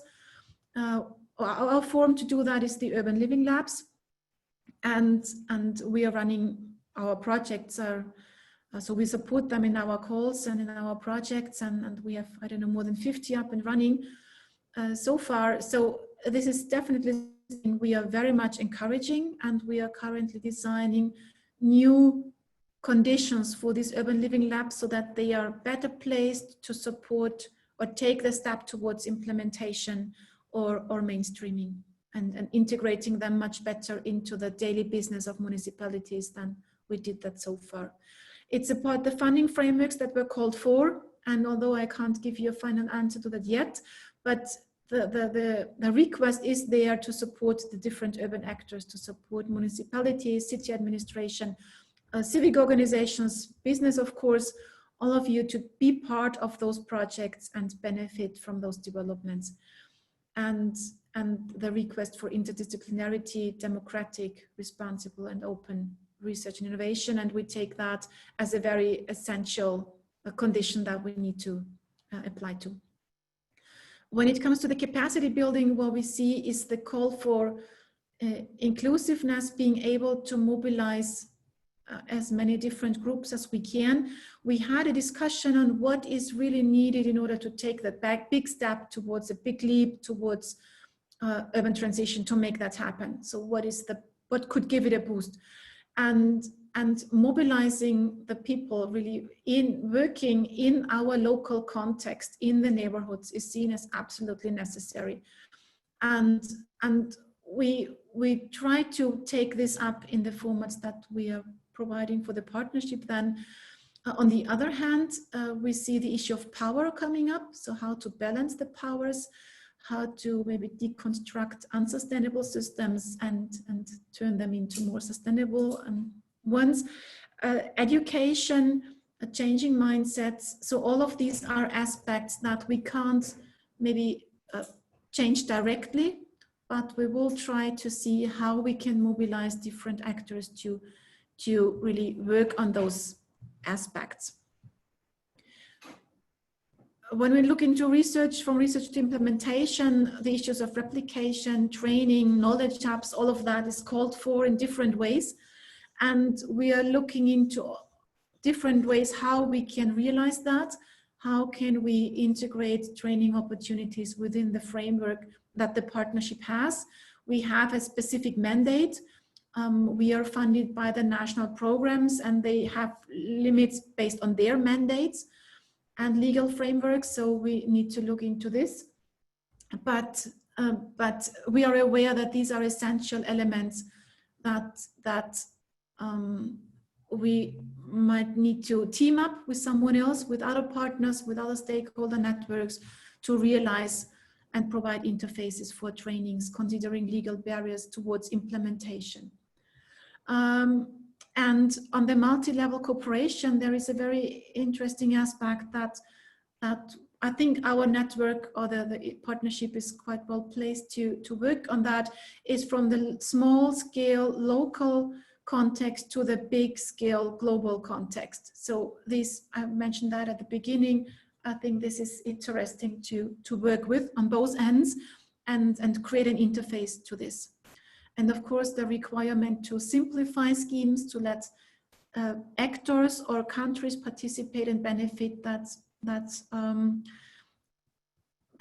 might need more support, or that are not so well used to these frameworks and this kind of cooperation is important, and we will take that up as well.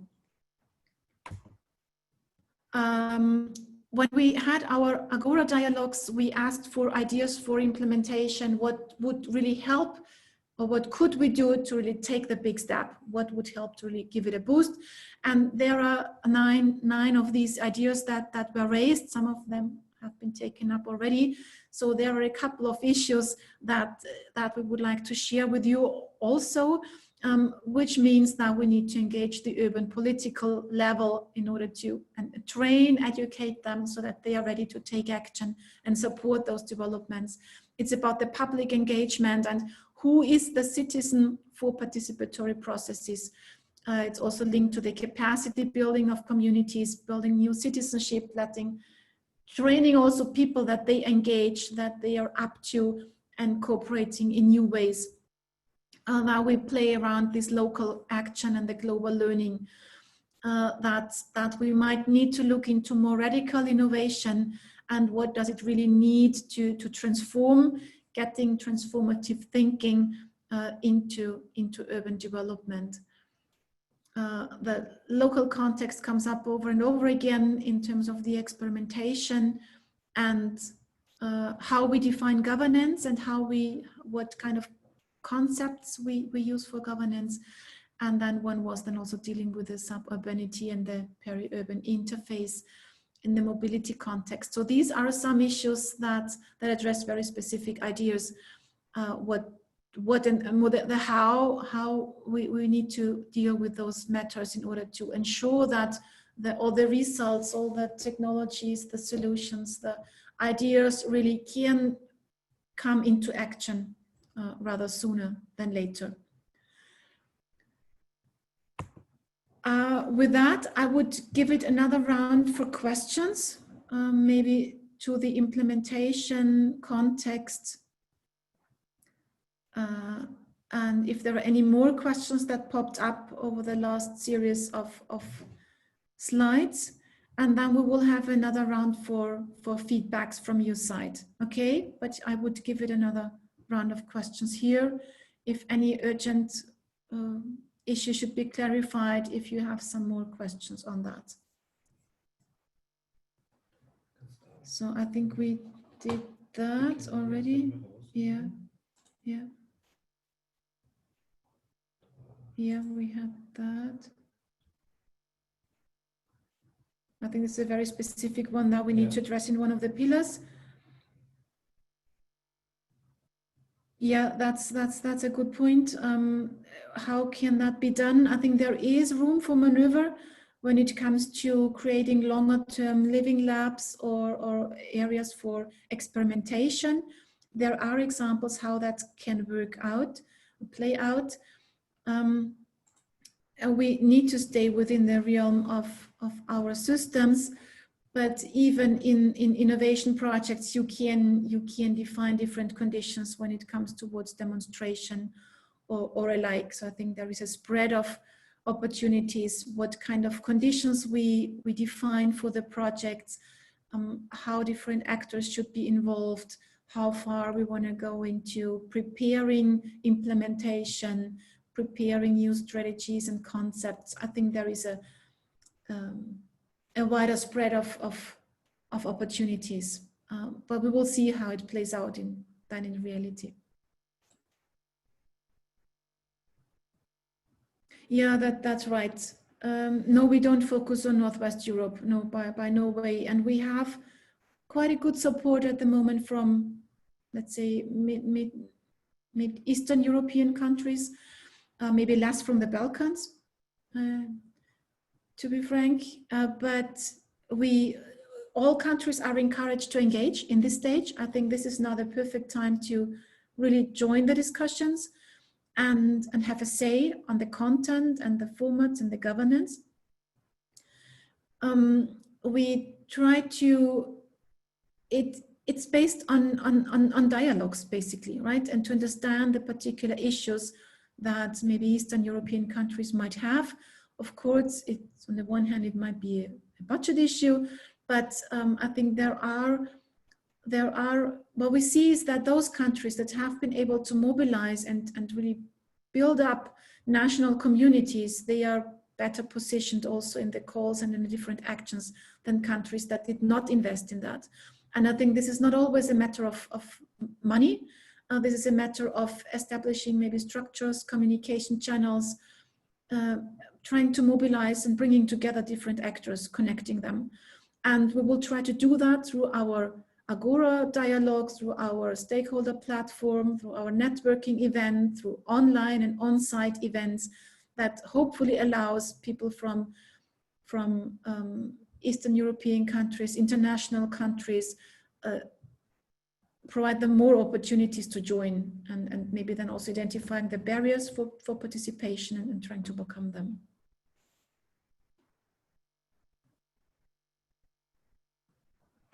Yeah, in a way. So there's the question on the financing kind of structures in terms of the living labs. Yes, in a way, many of our projects are investing in urban living labs, and some of them do so by more longer term kind of infrastructures. We definitely want to look into, so in this advanced model of urban living labs, we're looking into opportunities to provide that beyond just a project scale, and maybe having kind of settings that go beyond an individual project, so that there might be follow-up projects, or that might be an infrastructure that is open for different projects. There are examples already in some of the countries that we can look into, and this is one of the main issues in order to ensure that the living labs are well connected and they play a bigger role, well embedded in the urban administration and the urban governance system.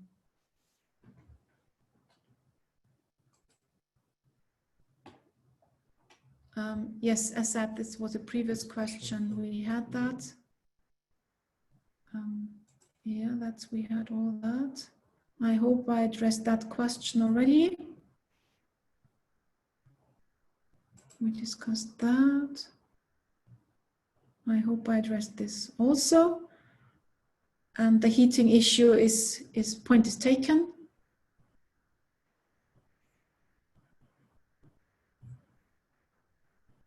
Yeah, very good question. So we're all working on that, right? There are many initiatives that are dealing with ensuring the quadruple helix approach and how to integrate all stakeholders needed. And I think we can just all try it in different ways. Our approach is then to support projects that ensure this and that are locally based and try to work with the communities. Of course, it's also a matter of the communication channels, of reaching out to those target groups, which always is an issue, and we are working on that so that these communities are aware what we are offering and that they are able and have the channels to engage. Right? Yeah, there is one more. Will failure? Yeah, so there's one more question. Will failure be admitted as a learning process and how? So I guess, Peter, you referred to failing in a project, right, with a particular idea that you have and that just doesn't work out. I think this is always called for one of the key issues to ensure that failure is allowed and no one is blamed for in a way.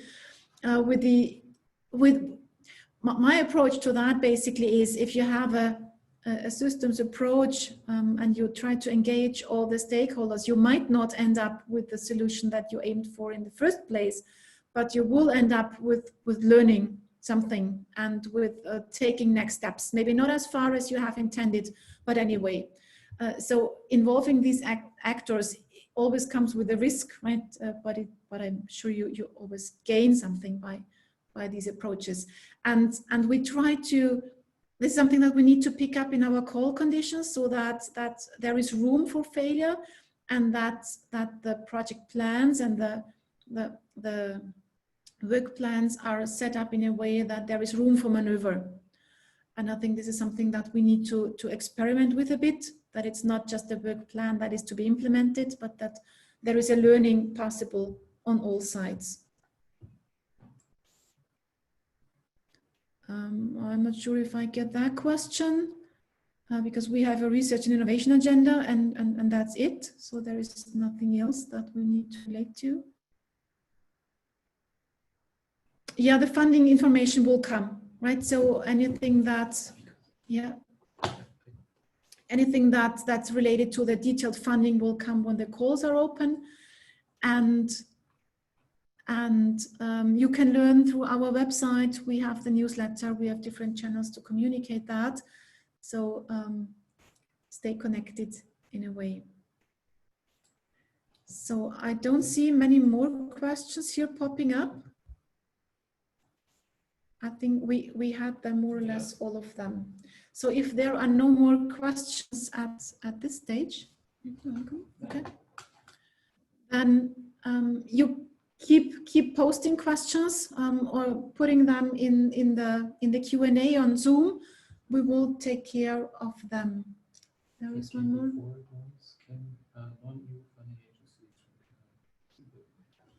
So there is a question apparently from someone in Canada who wants to know if you can receive funding in a call. Yes, you can, as long as Canada is joining the call or any province is joining and co-funding a call, then you can receive that.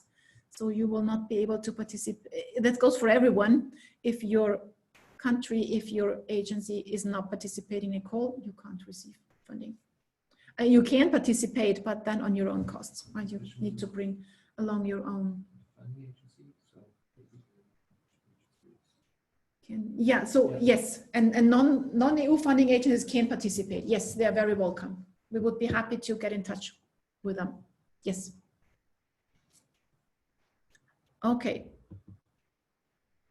Going back to what we discussed previously on the implementation measure, I would like to give you some more opportunities to comment on that. There are some of these ideas that came up through the Agora dialogues on what would help to really speed up and what is important to really achieve the ambition. So we thought of letting you vote what you think is most interesting, and you have, so to speak, 100 points that you can share across these 9 topics and go to Menti and vote if you want to, indicating what you think is essential to really boost urban transition and take a step towards realizing sustainable urban areas.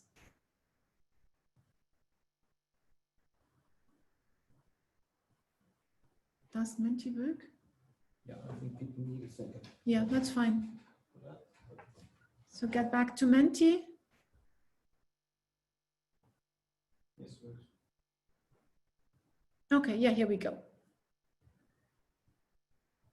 So take your time. That might need a bit to read through and decide where you want to put your stakes in.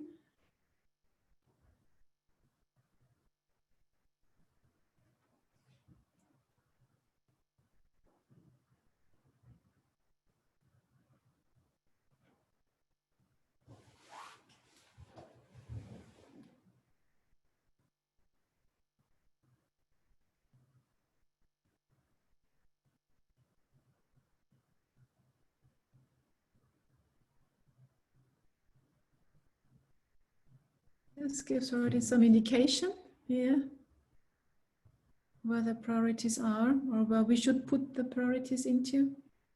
And we're definitely agreeing to the first two in the row at the moment. That's one of the key issues that we want to get up and running.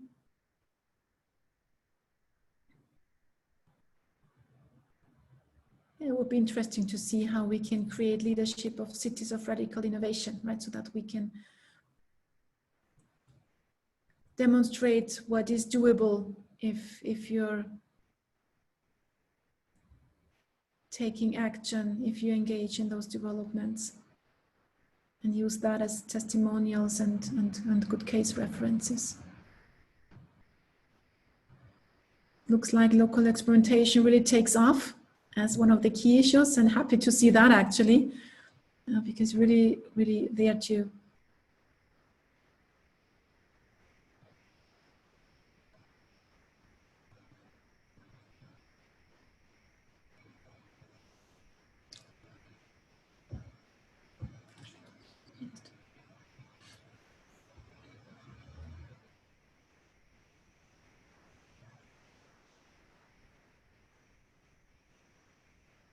So there seems to be quite a winner on that one.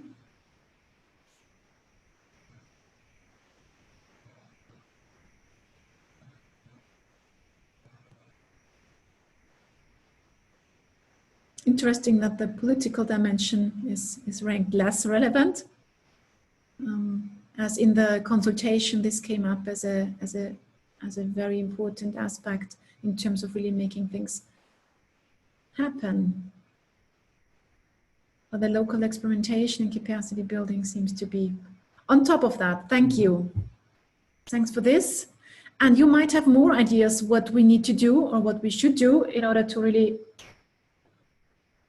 realize the ambition on the how, so the what we discussed already, but how should we do that? What are instruments, methods, aspects that we should consider for the partnership? And so let's see what your ideas are and move on to the next one and see if they are from your side, what are kind of additional priorities for implementation, what is important to keep in mind in order to achieve these integrated approaches, all the things that we discussed before. How can we ensure that this happens? Are there specific ideas on that?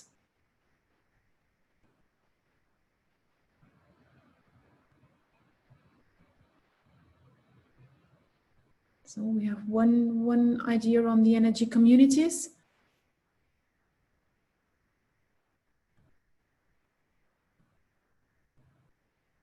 Oh yeah.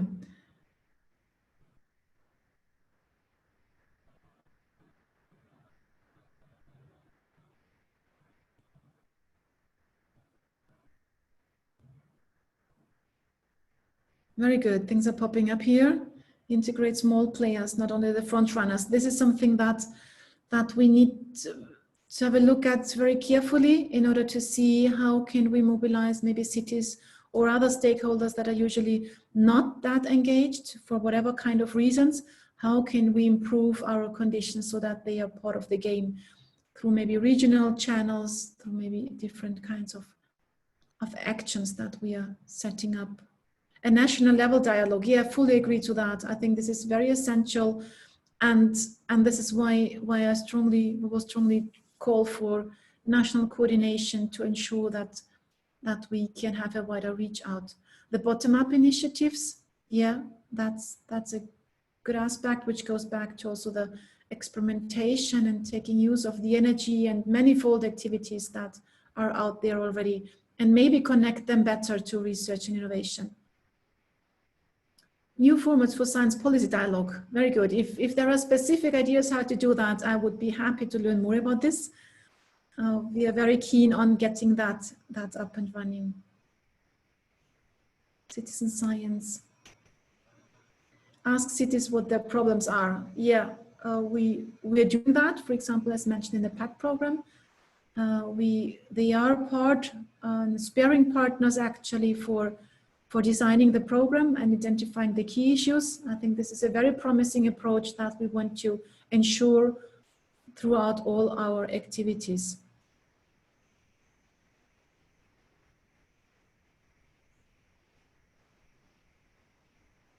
School education, yeah. The education was also raised in the consultation strongly, and we need to see how we can connect to that dimension.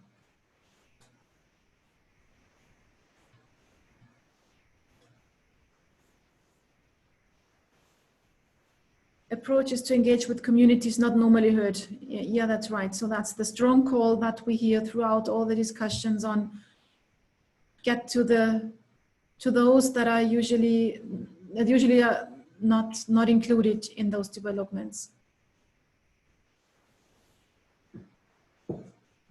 Again, education, business cases, sustainable business cases. Yeah, I hope that with the pillar on the donuts, in a way that this also triggers new approaches to business models and cases.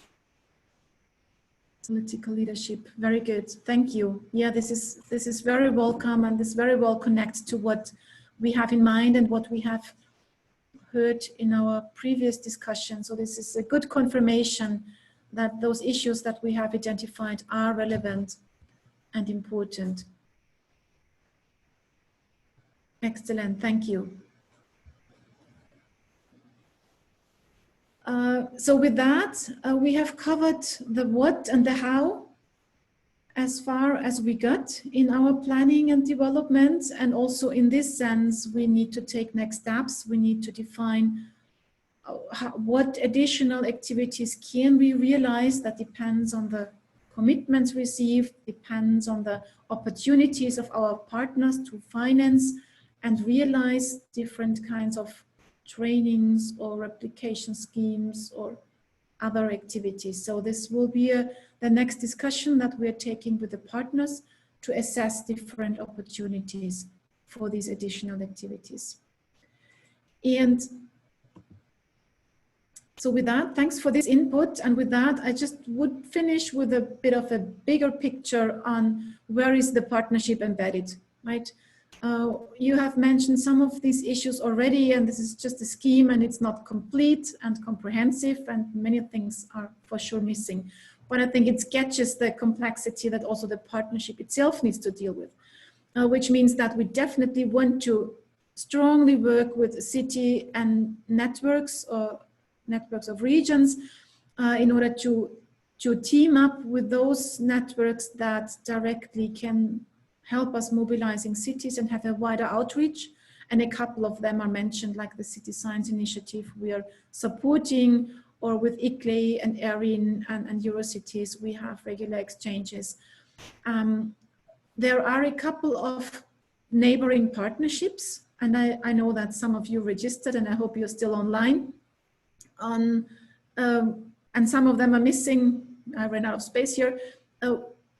but we need to define the interfaces and need to see how we can establish joint actions where we can offer as the urban partnership in a way, the urban context, and with our urban living labs and with the access to cities and these stakeholders, also an opportunity to bring in your solutions and developments and maybe technologies and ideas to test them, connect them across the different sectors, because looking at these partnerships, they are all well embedded into a particular sector.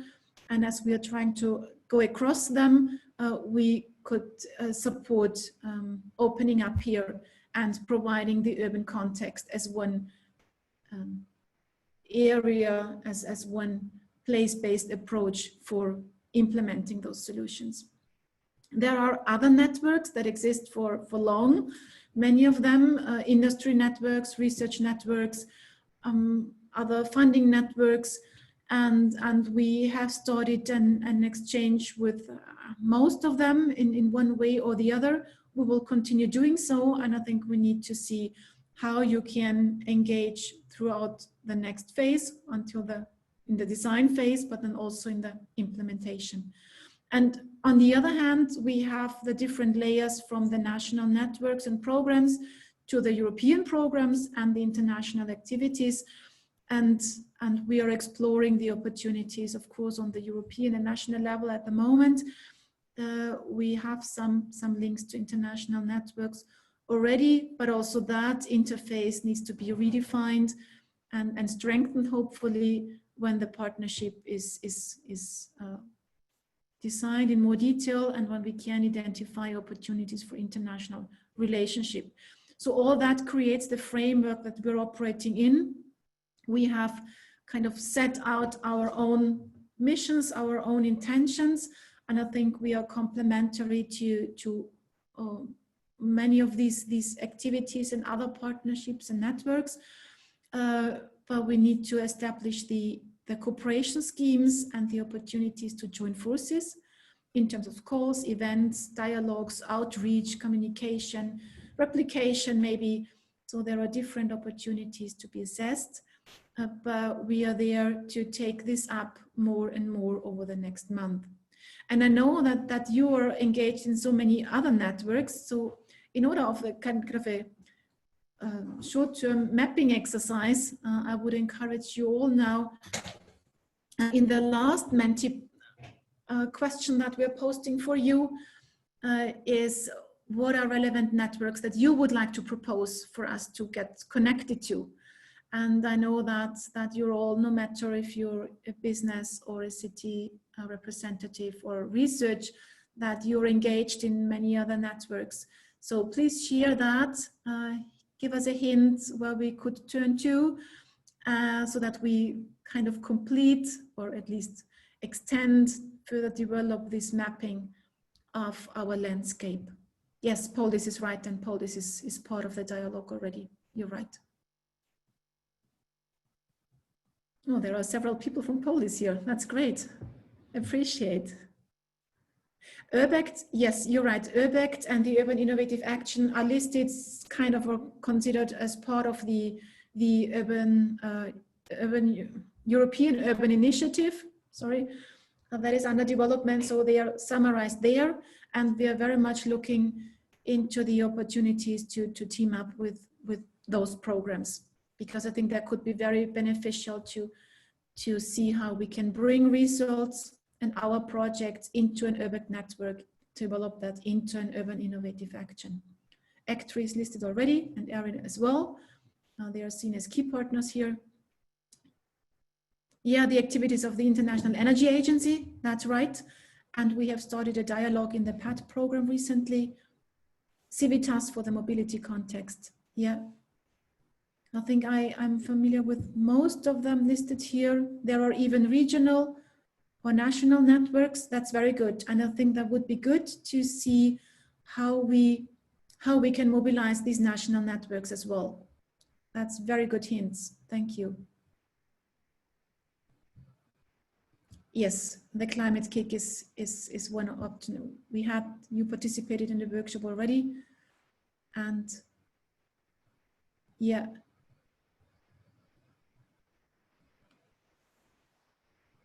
That's cool. Thank you. That helps to map the landscape, and you will, I guess we will never finish that.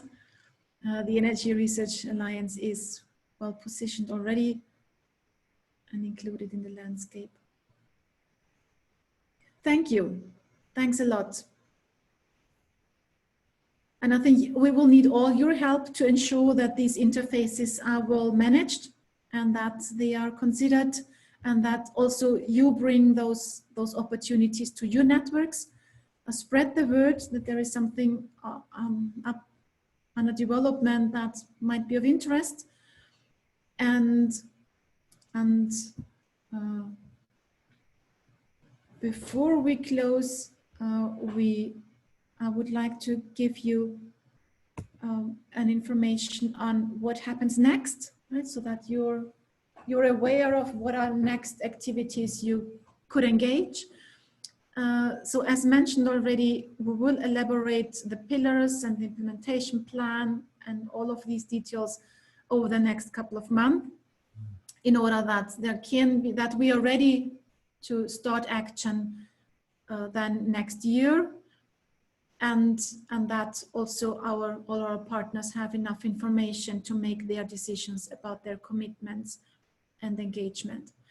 And we might get back to some of you in providing additional opportunities to comment and be part of those process to understand your further issues and concerns and ideas.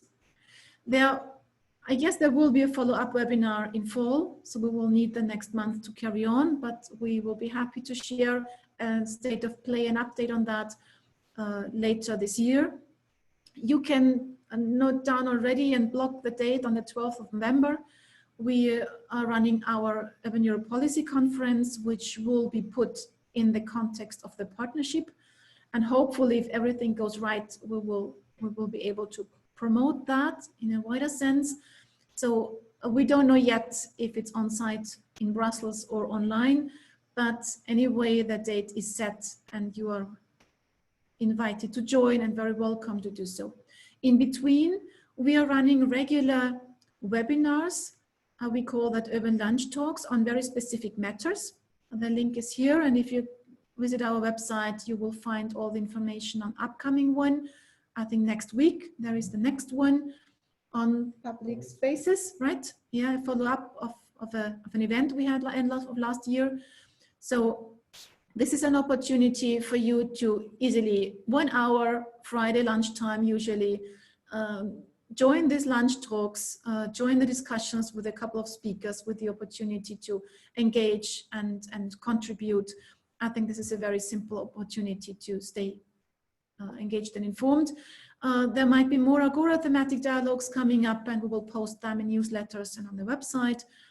We are very encouraging representatives from city administration, from cities and business stakeholders of all sorts, local initiatives, civic society organizations, to engage in those dialogues and to team up with research to discuss different matters. And then, of course, if you want to stay updated, register for our newsletter. And I think you might, for registering for this webinar, you are now kind of our list, and we will be happy to share updates on our development whenever possible. Do we have the opportunity for last questions? And there's no slide in there. We could go back to the last question slide and use that one. Okay, so we would be at the end of the webinar now. Yeah. And yeah. Okay, so in case there are still unanswered questions or anything else popped up over the last minutes, I would give you a few more minutes to come up with a question.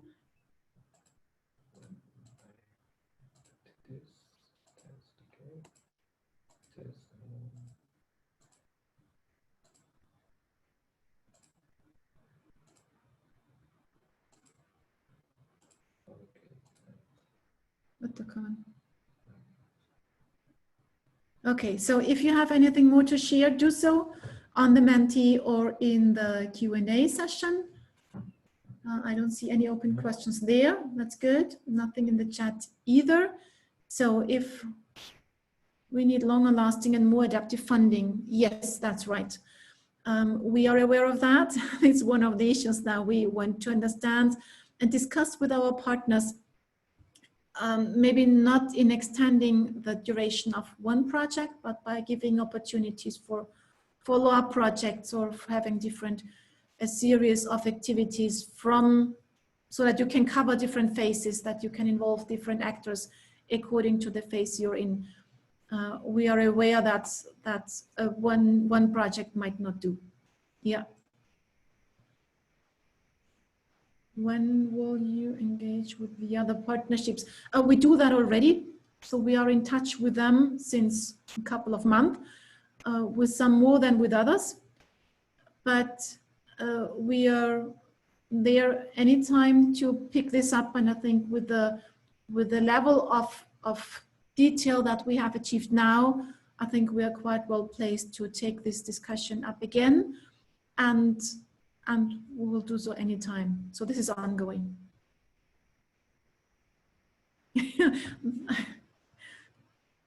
What would be the dream scenario for a successful partnership? I think that's not fair that just I have the opportunity to answer that. So maybe Mari would want to comment on that as well, what her dream scenario is. But for me, it is that we have really a large number of countries that are joining in, that it's an international partnership at the end of the day, and that we can demonstrate that our investments resulted in action.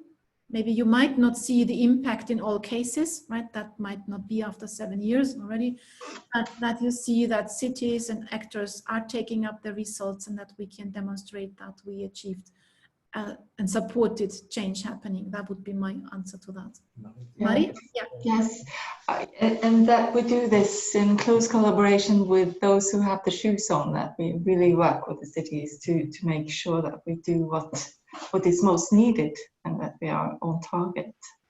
I think that's place-based, human-centered also. I think the Commission mentioned that, and I think that's also important. Yeah, that's right. And I know that we have more people from the more partners from the partnership online. So if there is any one of you that wants to mention and raise her dream, raise your hand. Then Sarah can unmute you. If there is anyone from the so there is one. Let's see.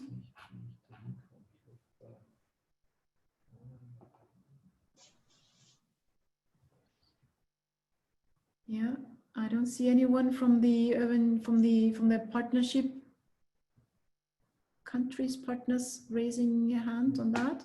No, okay. Then let's take the next question. Yeah, I can't say anything about that. This is ongoing. The commitment is expected to be, let's call it a few millions. A couple of millions for the whole period, but we need an annual funding. So we want to increase the funding, the financial commitment per country in order to really develop the critical mass to cover all the topics that we are proposing. And on the other hand, the final commitment and the final financial contribution will define and determine what we can realize from the program and what not. And we have some countries that indicatively committed already, but as nothing of that is final and confirmed yet, I can't say anything on this. I hope this will become clear until the end of the year. Yes, the slides will be there, and the Menti, we will see how we deal with. So the slides will be up on the website soon, and on the link for the webinar. And the results of the Menti, we can share that right away as well. Yeah, I think that's all good. You wonder about the decision-making structure. Oh yeah, it's not there yet, but basically it's on the one hand, the funders that will have the decision-making power at the end, because there will be a work plan, there will be annual activities, a work plan on an annual level, which needs to be agreed between the Commission and the formal bodies that are teaming up in this partnership. And in this decision-making, different other mechanisms will be embedded so that we can ensure that the pillars are represented, that we have contributions and discussions with different regional other stakeholders, so that this is well grounded on what the community needs. It will be, it might be a bit complex. Sorry. Okay. This one is connected. Join virtual, because the idea to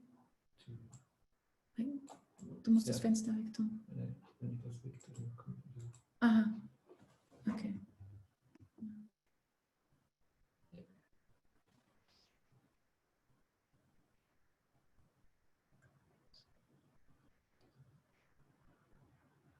Okay, so how will cities be involved in the governance? This is to be discussed with the final decision makers. The cities, through different mechanisms, will be part of the overall governance, although most likely not on the decision making itself, right? So cities will be involved when it comes to the call preparation, when it comes to the design of the program, as well as other stakeholders. The final decision making on the program, on the actions, will be due to the financing bodies, as it is now in different partnerships and instruments as well. Yeah, our SRIA was developed in a very open approach, and this is all laid out in the SRIA document. We did a consultation, as other partnerships might do that right now. We did a public consultation, we did stakeholder dialogue so far to design the partnership. So all that happened already. So this is now to inform about the state of play, and there will be further opportunities to contribute to that as well. So I hope we are sufficiently open and welcoming all the remarks. And if you want to get engaged, post a note, drop a note at our info@jpi-urbaneurope.eu email address, and we will put you on the list as a stakeholder for the partnership.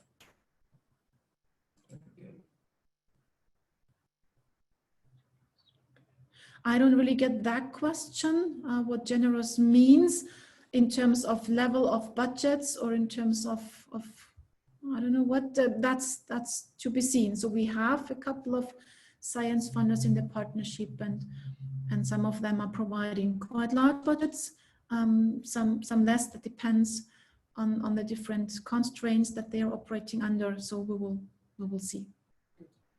Okay, that was the last one. Excellent. No more questions.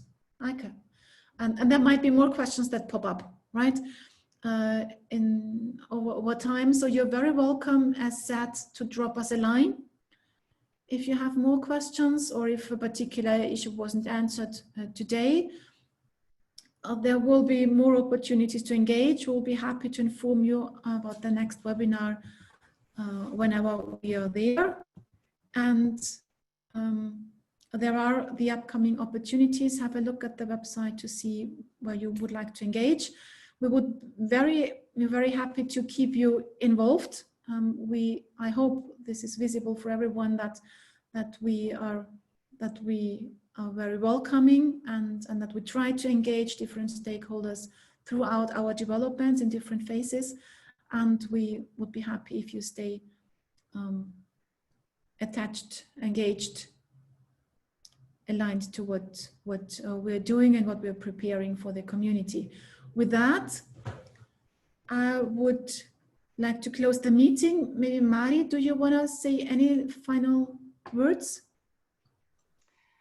No, I just want to say thank you so much for attending and for your contributions. And I really hope that if you still have questions or things that you want to contribute with, that you contact us.